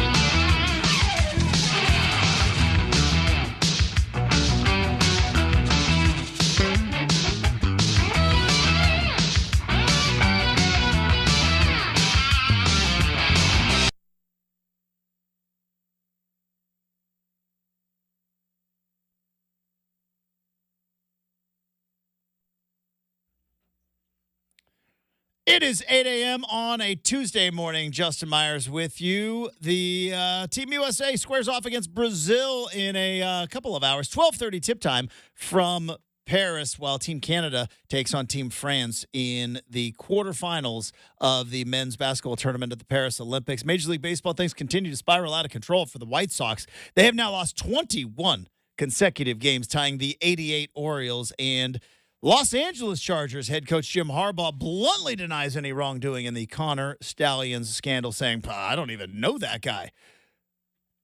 Hour number 3 of Rip City Mornings coming up with our good friend Devon Pouncey, who is joining us live in studio. And it starts right now on 620 Rip City Radio.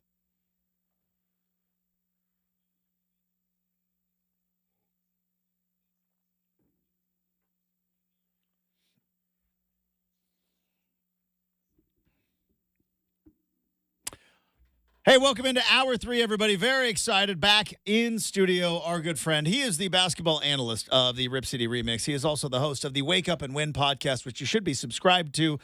And more importantly, he's a friend of the program. That's right. Devon Pouncey back on the big show. Pounce, how we doing, bud? It's good to be back. Sun's shining. You know, I'm enjoying the day or the morning so far. I'm enjoying the summer, quite frankly. So all is well on my end. How about you? You and I watch on Instagram as it pops up. Yeah. You are all over the place. You were at Summer League. Yes. You had there's a very famous Portland Trailblazer whose birthday party you might have been former Portland Trailblazer's birthday party you might have been at. That's true. Working. You throw a rock somewhere in the Portland metro area in the summer, you're probably DJing that place. That's true. You're all over the map, man. Yeah, man. I'm everywhere like air and all over the place like space, my guy. So, just trying to make it happen one day, and then especially from the DJ front, one weekend at a time. So coming up in about 20 minutes, I want to talk about Team USA. I was wrong. You were right. I don't know enough about basketball. You are an expert. Brenden was right as well. My worries and fears of Team USA were a bit hot takey, and I have come to make amends as They're pretty good, huh? this team loaded. This team is loaded. Any of the problems that I thought, they're not there. Yeah. But I do want to talk about obviously the matchups coming up. They play Brazil, but you still got Canada out there. Serbia just won. Germany just won. So there could be some interesting matchups coming up, which I want to talk about. And we definitely have to dive into, which is the ultimate comparison, is the 92 Dream Team going up against this particular Team USA. So that's going to be coming up in 20 minutes. But first thing I want to, are you watching the Olympics? I know, because you had a mentor in college, correct? Yes, and right. Professor there at Pacific. For sure. Who is very much in tune with not only just the Olympic Games, but the politics of the Olympics and everything else about the Olympics. So you've always been kind of an Olympics guy. Are you watching the games? I'm watching. I'm not boycotting or anything. So I mean, for starters, but yeah, no, I mean, I do like to know about, I'm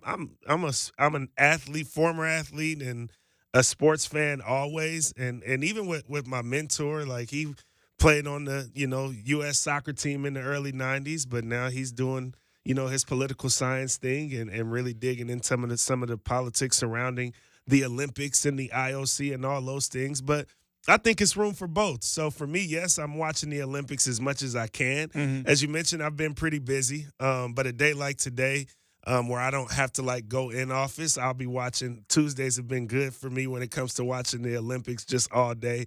Weekends, I've been doing as much binge watching of the Olympics as I can. But yeah, I'm all in. So wherever you want to take it, I'm willing to go. Well, I have had to put aside and I've not really had a beef because this person doesn't really know who I am nor care, but my irritation of Noah Lyles, I had to put that away because you know what? I'd rather still have USA have the fastest man on the planet. I agree. I disagree with his NBA takes, but that's okay. We can live in a world where he's a track runner. He's a track runner. World champion of what? That being said, is 100 meters still the best event to win gold medal in? Because I was thinking about from USA's standpoint, because obviously there are other countries that care about other sports a whole lot. Yeah. I got 4 for Team USA. Obviously, men's basketball, right? 100-meter dash. Yeah. Women's gymnastics all around. Mhm. Even before Simone Biles, we very much care about that. Or any premier swimming event. Which one do you think is the best to win a gold medal in? I would have to say, to Noah Lyle's credit, I would have to say 100 meters.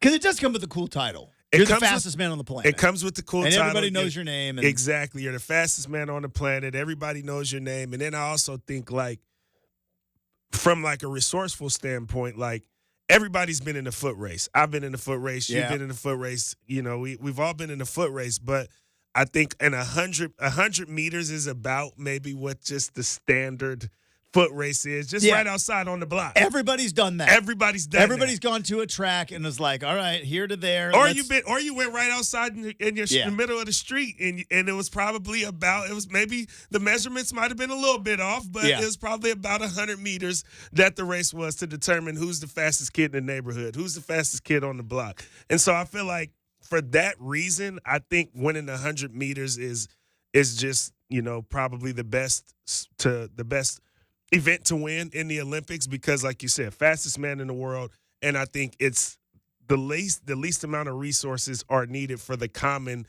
individual to be able to run a race, whether it be, again, a foot race, a 100-meter race, 105 meters, whatever the measurements are. You can run a race on the football field, on the pavement, on the track, anywhere. So that's what I would say is the best. But I like that fastest man in the world title, especially somebody who's not particularly the fastest in the world. Can I tell you a fun, somewhat embarrassing story about myself? Yes. With regard to the 100 meters. Brenden, I think you might get a kick out of this as well.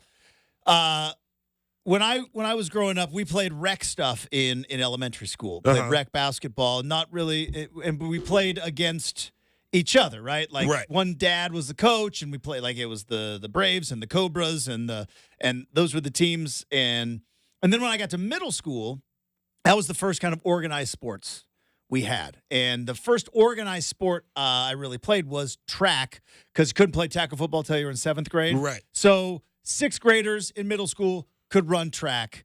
And so I'm like, I love track. Yeah. I watched the Olympics.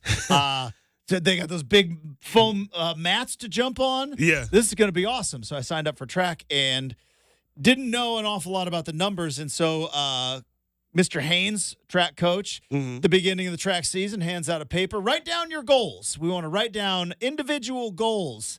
And I knew of Carl Lewis. Yeah. And Carl Lewis ran 9.86 100 meters. Yeah. So I figured, all right, that's the best. It can't be too far off. So I would run a 10.5 100 meters in 6th grade. And that's when I go like, what is this? Not quite. And then we ran it, and it's like 14 seconds. Yeah. But I didn't know. Like, I'm like, well, you ran at 9. Probably a second more? Can't be that hard. Like so that not was quite. That was me in 6th grade thinking I could run a sub 11 second. Yeah, that's a little tough. 100 meters when it was never ever going to happen. Yeah. But yeah. That was my introduction into track and field. Yeah, no, I mean, and then my coach saw me run one time and was like, "Yeah, you might want to think about distance, there, big guy." Yeah, for sure. Because you are not a sprinter. I went to one track and field practice in high school because I played basketball in high school, so it was like, you know, during track season, the basketball season was over. It's like, what are you doing to stay in shape? Well, I'd rather go play AAU. But a lot of us, like, went out and acted like we were going to run track until we went to the first track practice. And we was like, nah, this ain't it. This ain't quite for us. Turns out it's all just running. It's all just running. That's all it is. Which was the point of us joining. You know what I mean? The worst part of basketball practice is your whole practice. Exactly. And so, yeah, we went to like one practice. Me and like a couple of my teammates, we went to one track practice with this grand idea that like, oh, yeah, we're going to do this to like stay in shape. We're just going to practice. We don't care about like competing or anything. We're basketball players. Yeah, nah, we went to one practice and we were definitely one and done. Brenden, you could win if you think best gold medal to win. Are you with the 100-meter dash?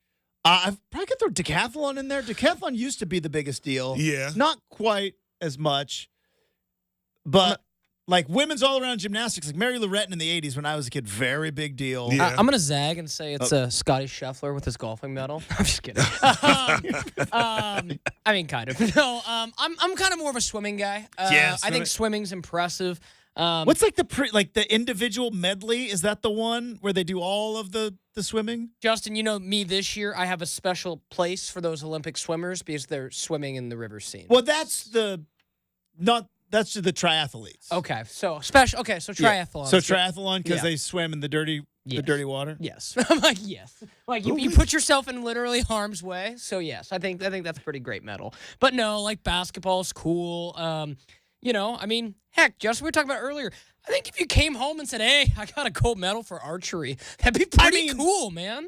Anything ever, like a bronze medal, even a bronze, in anything is going to be so awesome. A medal I is feel fire. so good. You just imagine you go over to like a coworker's house, not like because you know your friends, and Right. you're like, but you're just like, hey, yeah, we're having an after dinner happy hour get together, and you walk in and you're like, what's that? That's a bronze medal in judo from 1992. It's like, what? What? Yeah, that's fire. I'm sure you guys have both seen one. Bigger deal if someone shows you their Super Bowl ring or one of bronze, silver, or gold.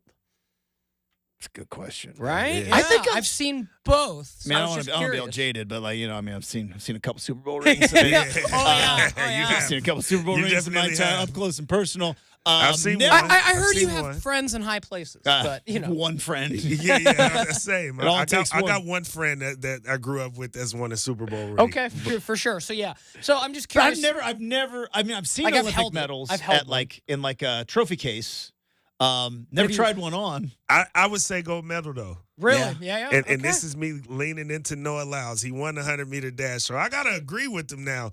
Winning a Super Bowl championship is not a world championship. We only play it here in America. No, don't even. We only play it here in America. They don't play American football in any other country.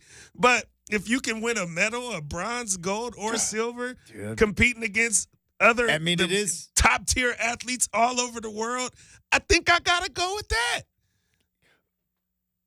Hot take in 20 seconds. Got it. Is a bronze medal better than a silver medal? Because you got something, but silver is just like a constant reminder, like how close you were to gold. Yeah, nah.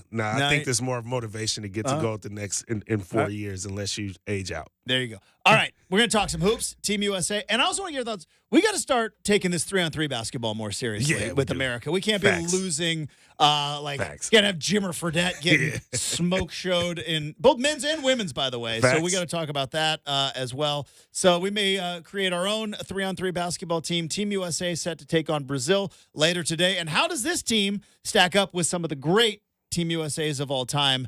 That's next here on 620 Rip City Radio.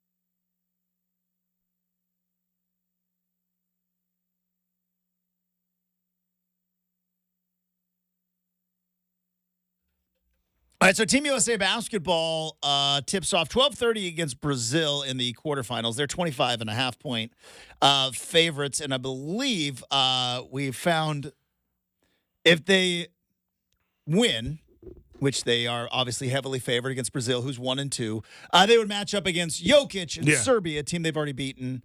They beat them in the opening round of pool play, and they beat them in one of those 5 exhibition in the pre-Olympic play as well. Yeah. And it was about a month ago when Devon Pouncey was in here, and we were talking about Team USA and its construction, and I got all worried because I thought there might be a power struggle with Team USA. Are they going to be able to figure out how to take a collection of unbelievably talented NBA All-Stars and figure out how to play together, play in the international game as well? Because even though Team USA is more talented than all the other teams, all these other teams play together a ton. For sure. They play together a ton, and whereas Team USA resets every couple of years, and I had my worries and my doubts, and then, of course, they beat South Sudan by 1, and then they beat Germany by 3, and I'm like, oh, boy, here we go. Turns out I was wrong. Yeah. Turns out good. I was pretty good. Not only wrong, I was – now I was never rooting against them. For sure. And, For sure. And I had always thought they were going to win the gold medal. I just was wondering, how are they going to be able to figure it out, getting rotations down, and – tip of the cap to Steve Kerr. He figured it out. Yes, he did. Going matchup for matchup. And, Jason Tatum, you're not going to play against Serbia because, well, they've got Jokic. We need all of our big guys there, and there's no defensive 3 seconds. Yeah. We can clog the lane. Jokic is very different when the lane's a little bit clogged. For sure. Then they played against Puerto Rico. Fast guards. Jason Tatum's going to play a lot. Yeah. Embiid, you're not going to play. Yeah. So credit to Steve Kerr and to Spoelstra and Mark Few and the coaching staff. They've kind of figured it out. And obviously, we are 3 wins away from a gold medal. That's right. And we'll likely continue to have but as we sit here right now, this team is on pace to be one of those special Team USA teams, right? Yeah. You have the Dream Team in 92, the Redeem Team in 08. Yeah. And this might be one of those special teams. What would we name them? I don't know. I'm sure What would we LeBron's name got. them? Yeah, I'm sure he's got something up all his of. sleeve, Is it huh? Undefeated? Is that LeBron's company? Yeah, no. That used to be ESPN. He's uninterrupted. Uninterrupted. Yeah. There we go. I'm sure Maverick Carter and the boys at Uninterrupted and Rich Paul are just like, we've got 14 names we can throw. They're all about LeBron James, but yes. Yeah, it got something to do with him. And I mean, rightfully so. He's playing his behind off out there. But no, this team seems loaded. And yeah. And we've seen teams that were loaded in the past but have not been able to play together. Right. To their credit, and I will say this, to LeBron's credit, he took over. Yes, he did. He is early. He did. He took over early, and I think there was an adjustment period, and then everybody realized, well, fighting against LeBron's not going to work. Yep. Let's all fall in place.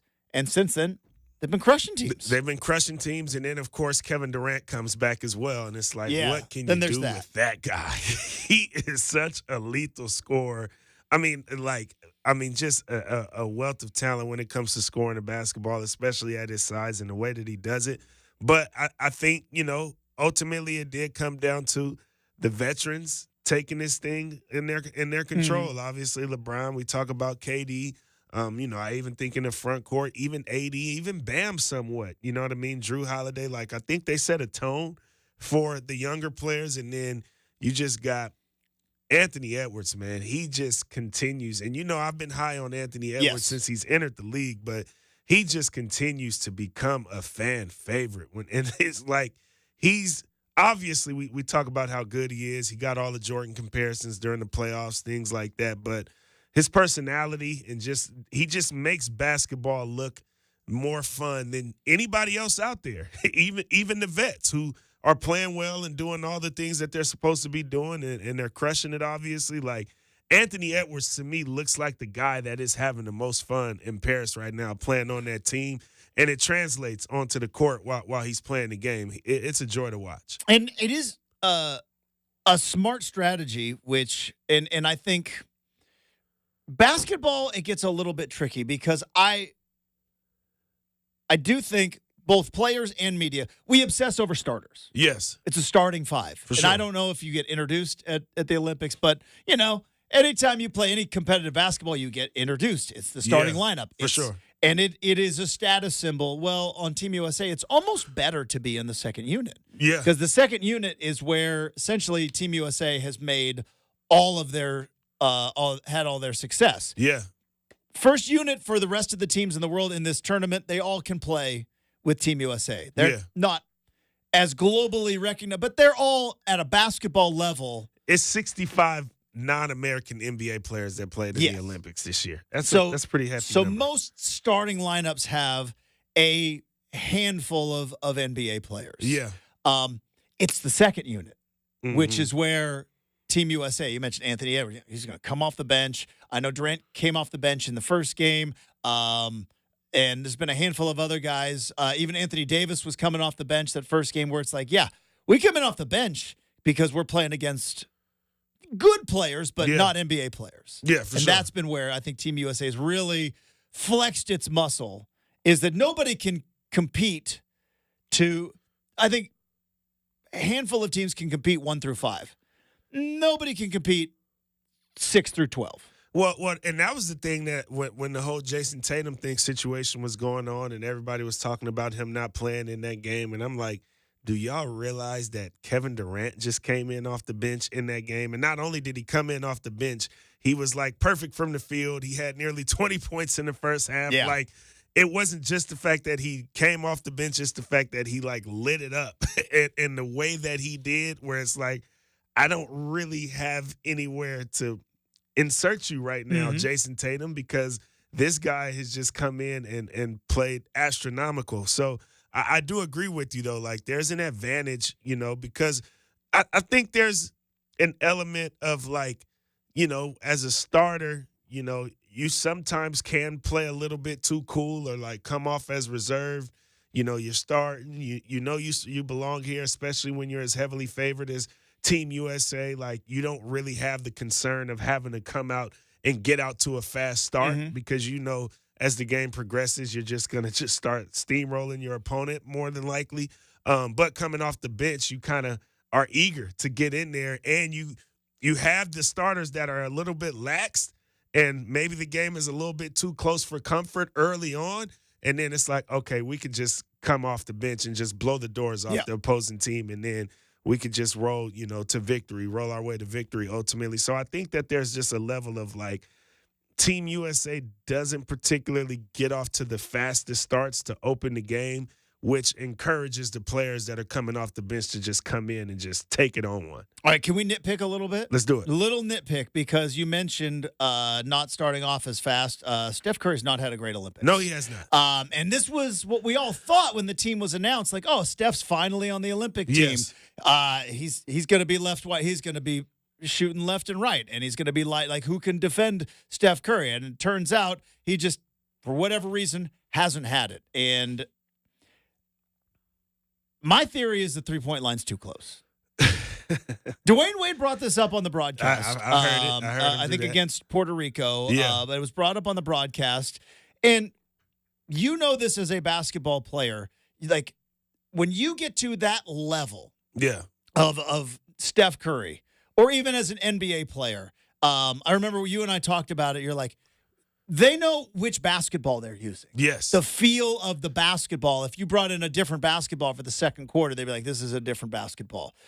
Everywhere on the court, they know down to, a millimeter of, like, this is where I stand. This is where I come off the screen. This is where I cut in, because they've put in so much work. And now all of a sudden, you got a three-point line that's just not where it's supposed to be. Yeah. I just wonder if that's, as dumb as it sounds, as much as Steph Curry has been used to, that's where the three-point line is, and I dictate everything off of my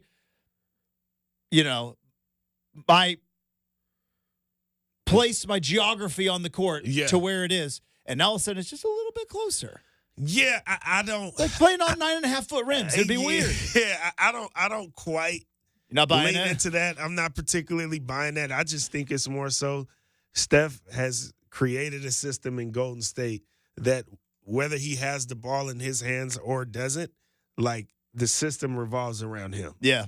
And I think in this case, playing on this team, on a Team USA, like that's just not really what it is. And one would look at like, well, look at what he does in All-Star games. He does pretty well, like in NBA All-Star games, if you talk about it from the star power that's on the court. But I just think, in this particular instance, you got LeBron James, who's in control of things. This is Steph's first Olympics. So while he's a veteran from like an NBA standpoint, obviously he's not when it comes to like this FIBA play. Mm-hmm. And I just think that the system of Team USA just doesn't quite revolve around him the way that it does in Golden State, of course. And I think he's got some adjusting to do to this style of play and FIBA at large, just as most guys do that play in their first Olympic game. So I don't think it's anything having to do with the three-point line. I think it's more so him trying to find his rhythm. But at the end of the day, the gravity that he creates,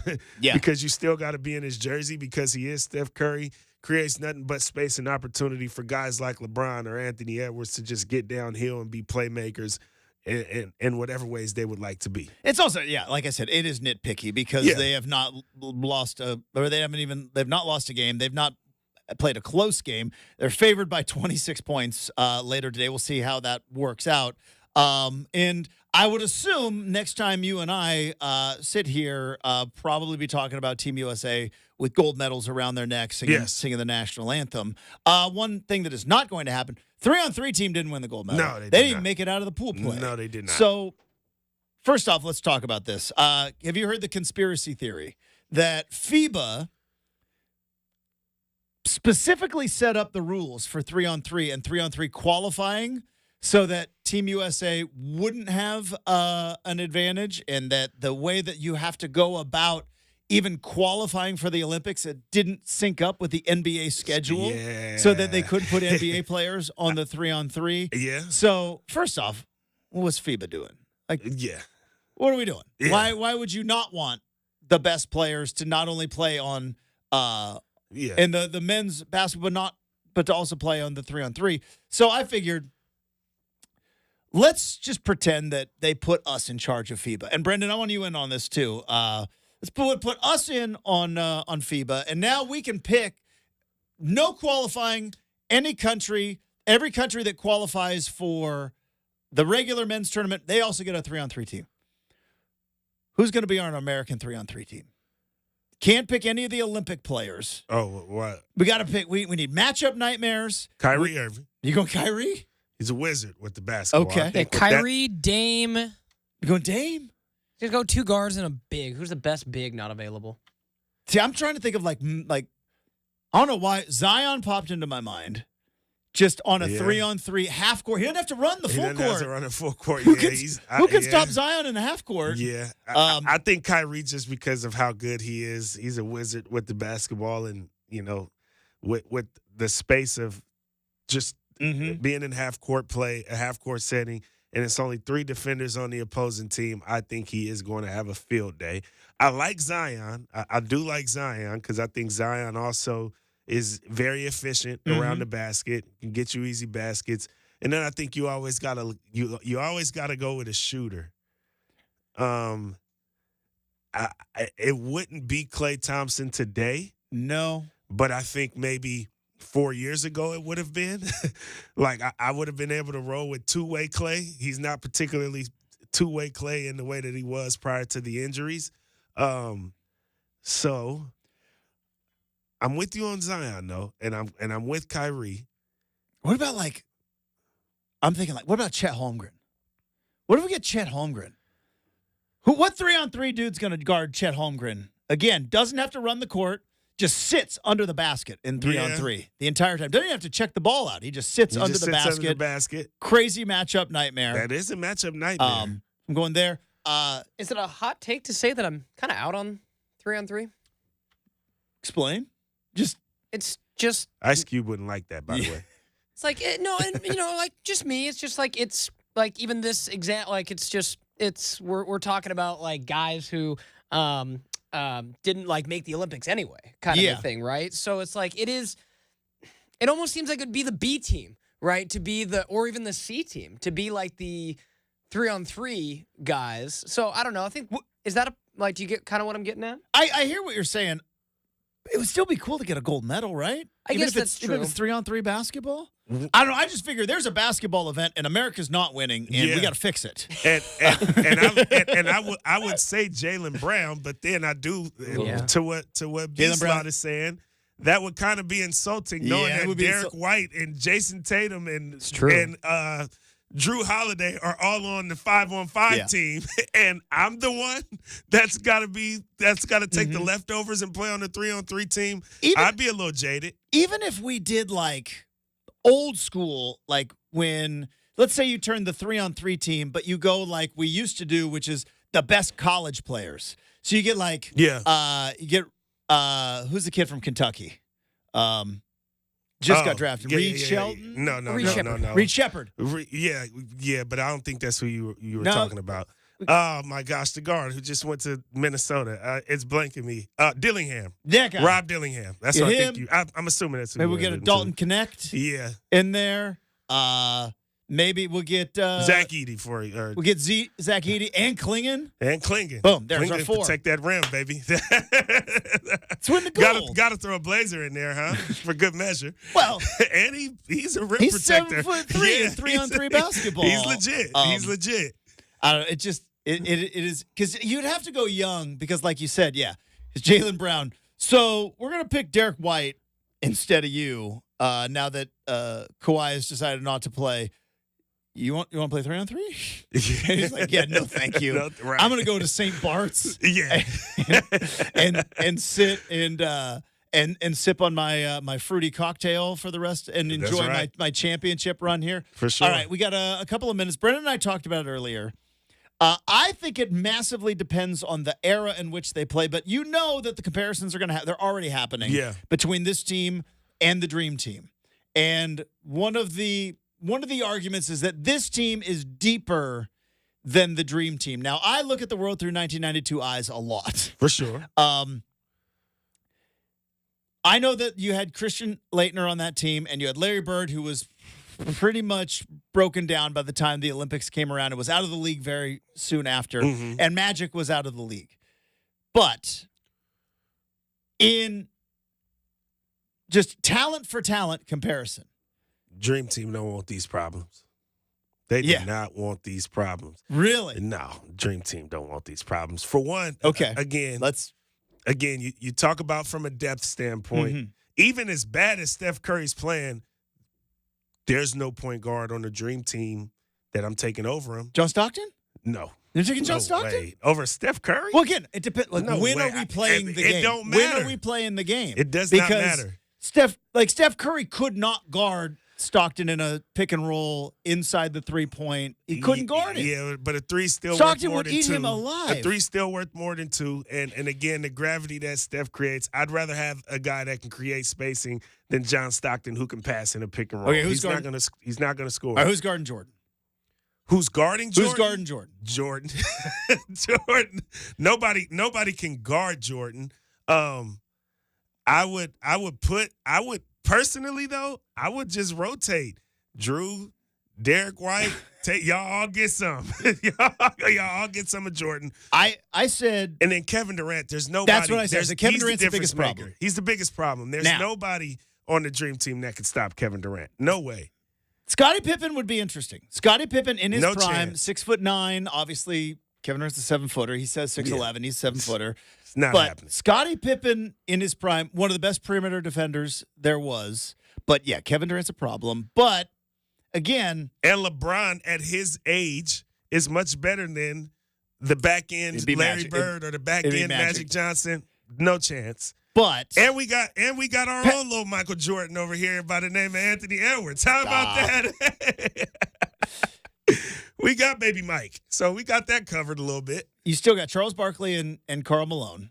Yeah, those are matchup problems again in the 1992 style. I'd take Anthony Davis at 6'11" over either of those guys. I would. Give me Patrick Ewing over anything that Joel Embiid's going to do. Patrick Ewing was a dude.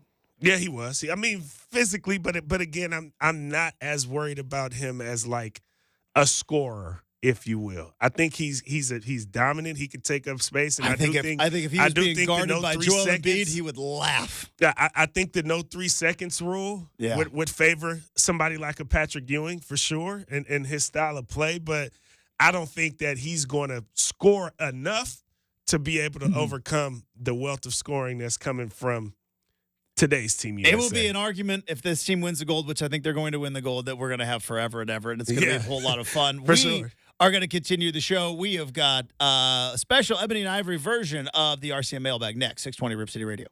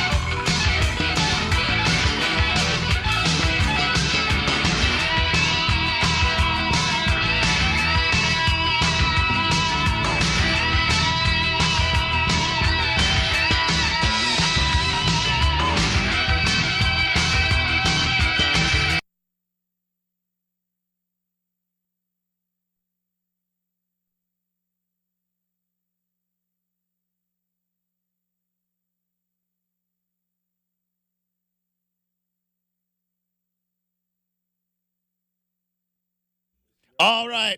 Time to wrap up the big show.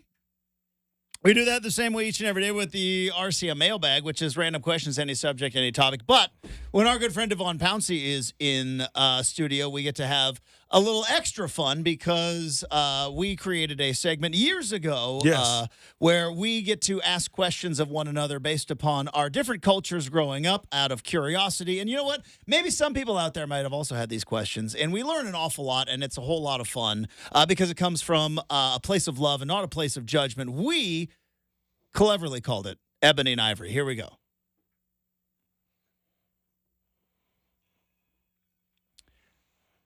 All right, here's my question for you today. Yeah.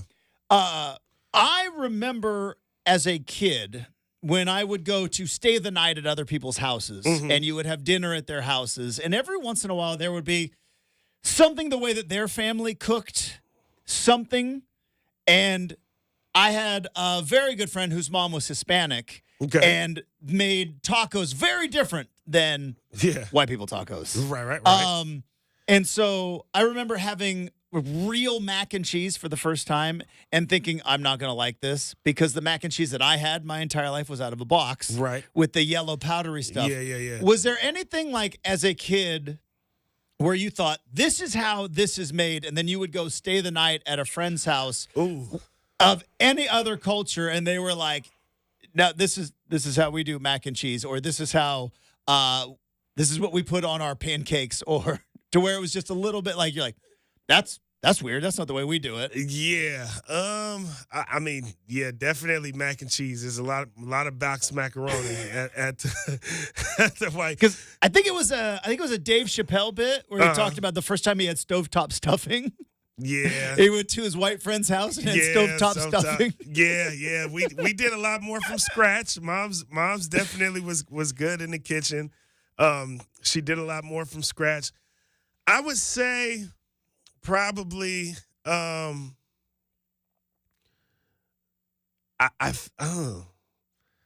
Or like, because I remember I had friends, I went over to a friend's house and like my house, we would have Eggo waffles. Or pancakes, and it was syrup and butter. That was it, syrup and butter. Sure. And then I went to a friend's house. Peanut butter. They put peanut butter. That was what I was. That threw me off. Peanut butter on the waffles, I could not get jiggy with. And they still put syrup on top. Instead of using butter, they use peanut butter almost to replace the butter, and then put syrup on top of it. Wasn't a fan. Did you ever get the powdered sugar? Like, not at the restaurant, but like at the house, like. They would have like the powdered sugar. Yeah, like you would put on like French toast or something like that. Yeah, but do it with butter, not peanut butter. But peanut butter, I definitely going to a friend, a white friend's house who loved peanut butter on his Eggos, and I couldn't quite get jiggy with it. Yeah, that's Do you ever have peanut butter on the pancakes or on the Eggos? Absolutely not. Yeah, kind of like I went very much like Devon. I remember going over to it was like my parents were gone and staying with a soccer teammate like for the weekend kind of a thing, and I just remember like if it was either I don't know if it like they tried to put like banana in the waffle mix. Oh yeah. Yeah. Or some kind of or something along those lines. And like, I'm just like, this is not my normal waffle. And and they're like, oh, they're just loaded with protein. I'm like, I want my regular waffle. Yeah. Or like, because I grew up drinking soda. It was the 80s. We didn't know. Yeah. But then you would, every once in a while, you'd have like a friend who was like, their family didn't drink soda, which I always thought was weird. Yeah. But they would have like a sparkling water or something. Like, or tea. Those families didn't have and soda. not sweet tea. You knew. No, the sun tea, like from the front porch. Yes. No sugar in it whatsoever. But you knew. I can't get jiggy with it. If a family didn't have soda, you just kind of knew. I'm sorry. There was something about like you just kind of knew like those kids don't get to have fun. Yeah, that's how I looked at it. Like those kids never got to have fun. They restrict TV time and everything. Just those kids who are like, my parents won't let me have a game system or be on the computer, and you're like, I'm sorry for you. Probably, yeah. It's usually some religious stuff there. Too, yes, that's true going too. on. That's fair. That's entirely fair. Some people struggle with being religious and fun. I did have a friend who I went and Willie James. I would stay at Willie James's house, and his family ran an orchard, and like chores were just expected of guests. Of guests. Yeah. Like, I went to stay the night, and we're waking up, and he's like, yeah, we got to go do these chores. I'm like, what? I I don't don't run the orchard. For sure. That one was that was a bit of a shock for me. Yeah, that's tough. That's tough. Yeah, that's ahead. pretty funny. So I'm asking this because recently I got to go hang out with the OG from my hometown, E40. Okay. None I other did than see the that. I saw that on Instagram. Yeah, none other than the legendary E40. And E40 is particularly known for his slang. He's got like a book of slang. He's, weebles, feebles, all all the isms. Like E40's a slang guy. Did you grow up, because like slang was like littered. We were littered with slang in my culture. Would you consider when you grew up, like, was slang a big thing in, where were you in, Winston? Yes. Winston, Oregon? Winston, Oregon, there was. Tell me about what slang was like in Winston. It was a lot of, I didn't, because my mom was an English teacher, and she was adamant that I was not ever going to use the word ain't. Right. But ain't was one of them. Okay. Or, everything was old. Old Devon, old Brenden over there. Yeah. The deal. Okay. Not like, what's the deal? Like, grab me, like, instead of the remote, we grab the deal.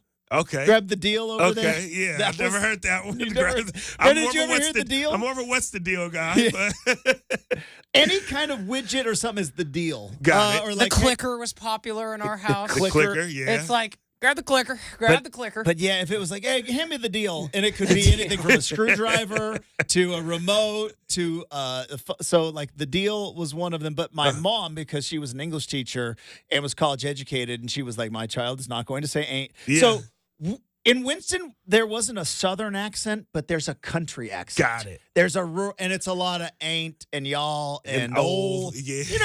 Old Brenden down, old 10 yeah. mile loop, old, Got it. That, and then like get the deal. I got a whole bunch of them too. I would love to hear more, but like I said, I got to get creative with these questions. It was good. And E40, he's the best when it comes to Made a whole spitting that industry out of it. language. Yeah, he did.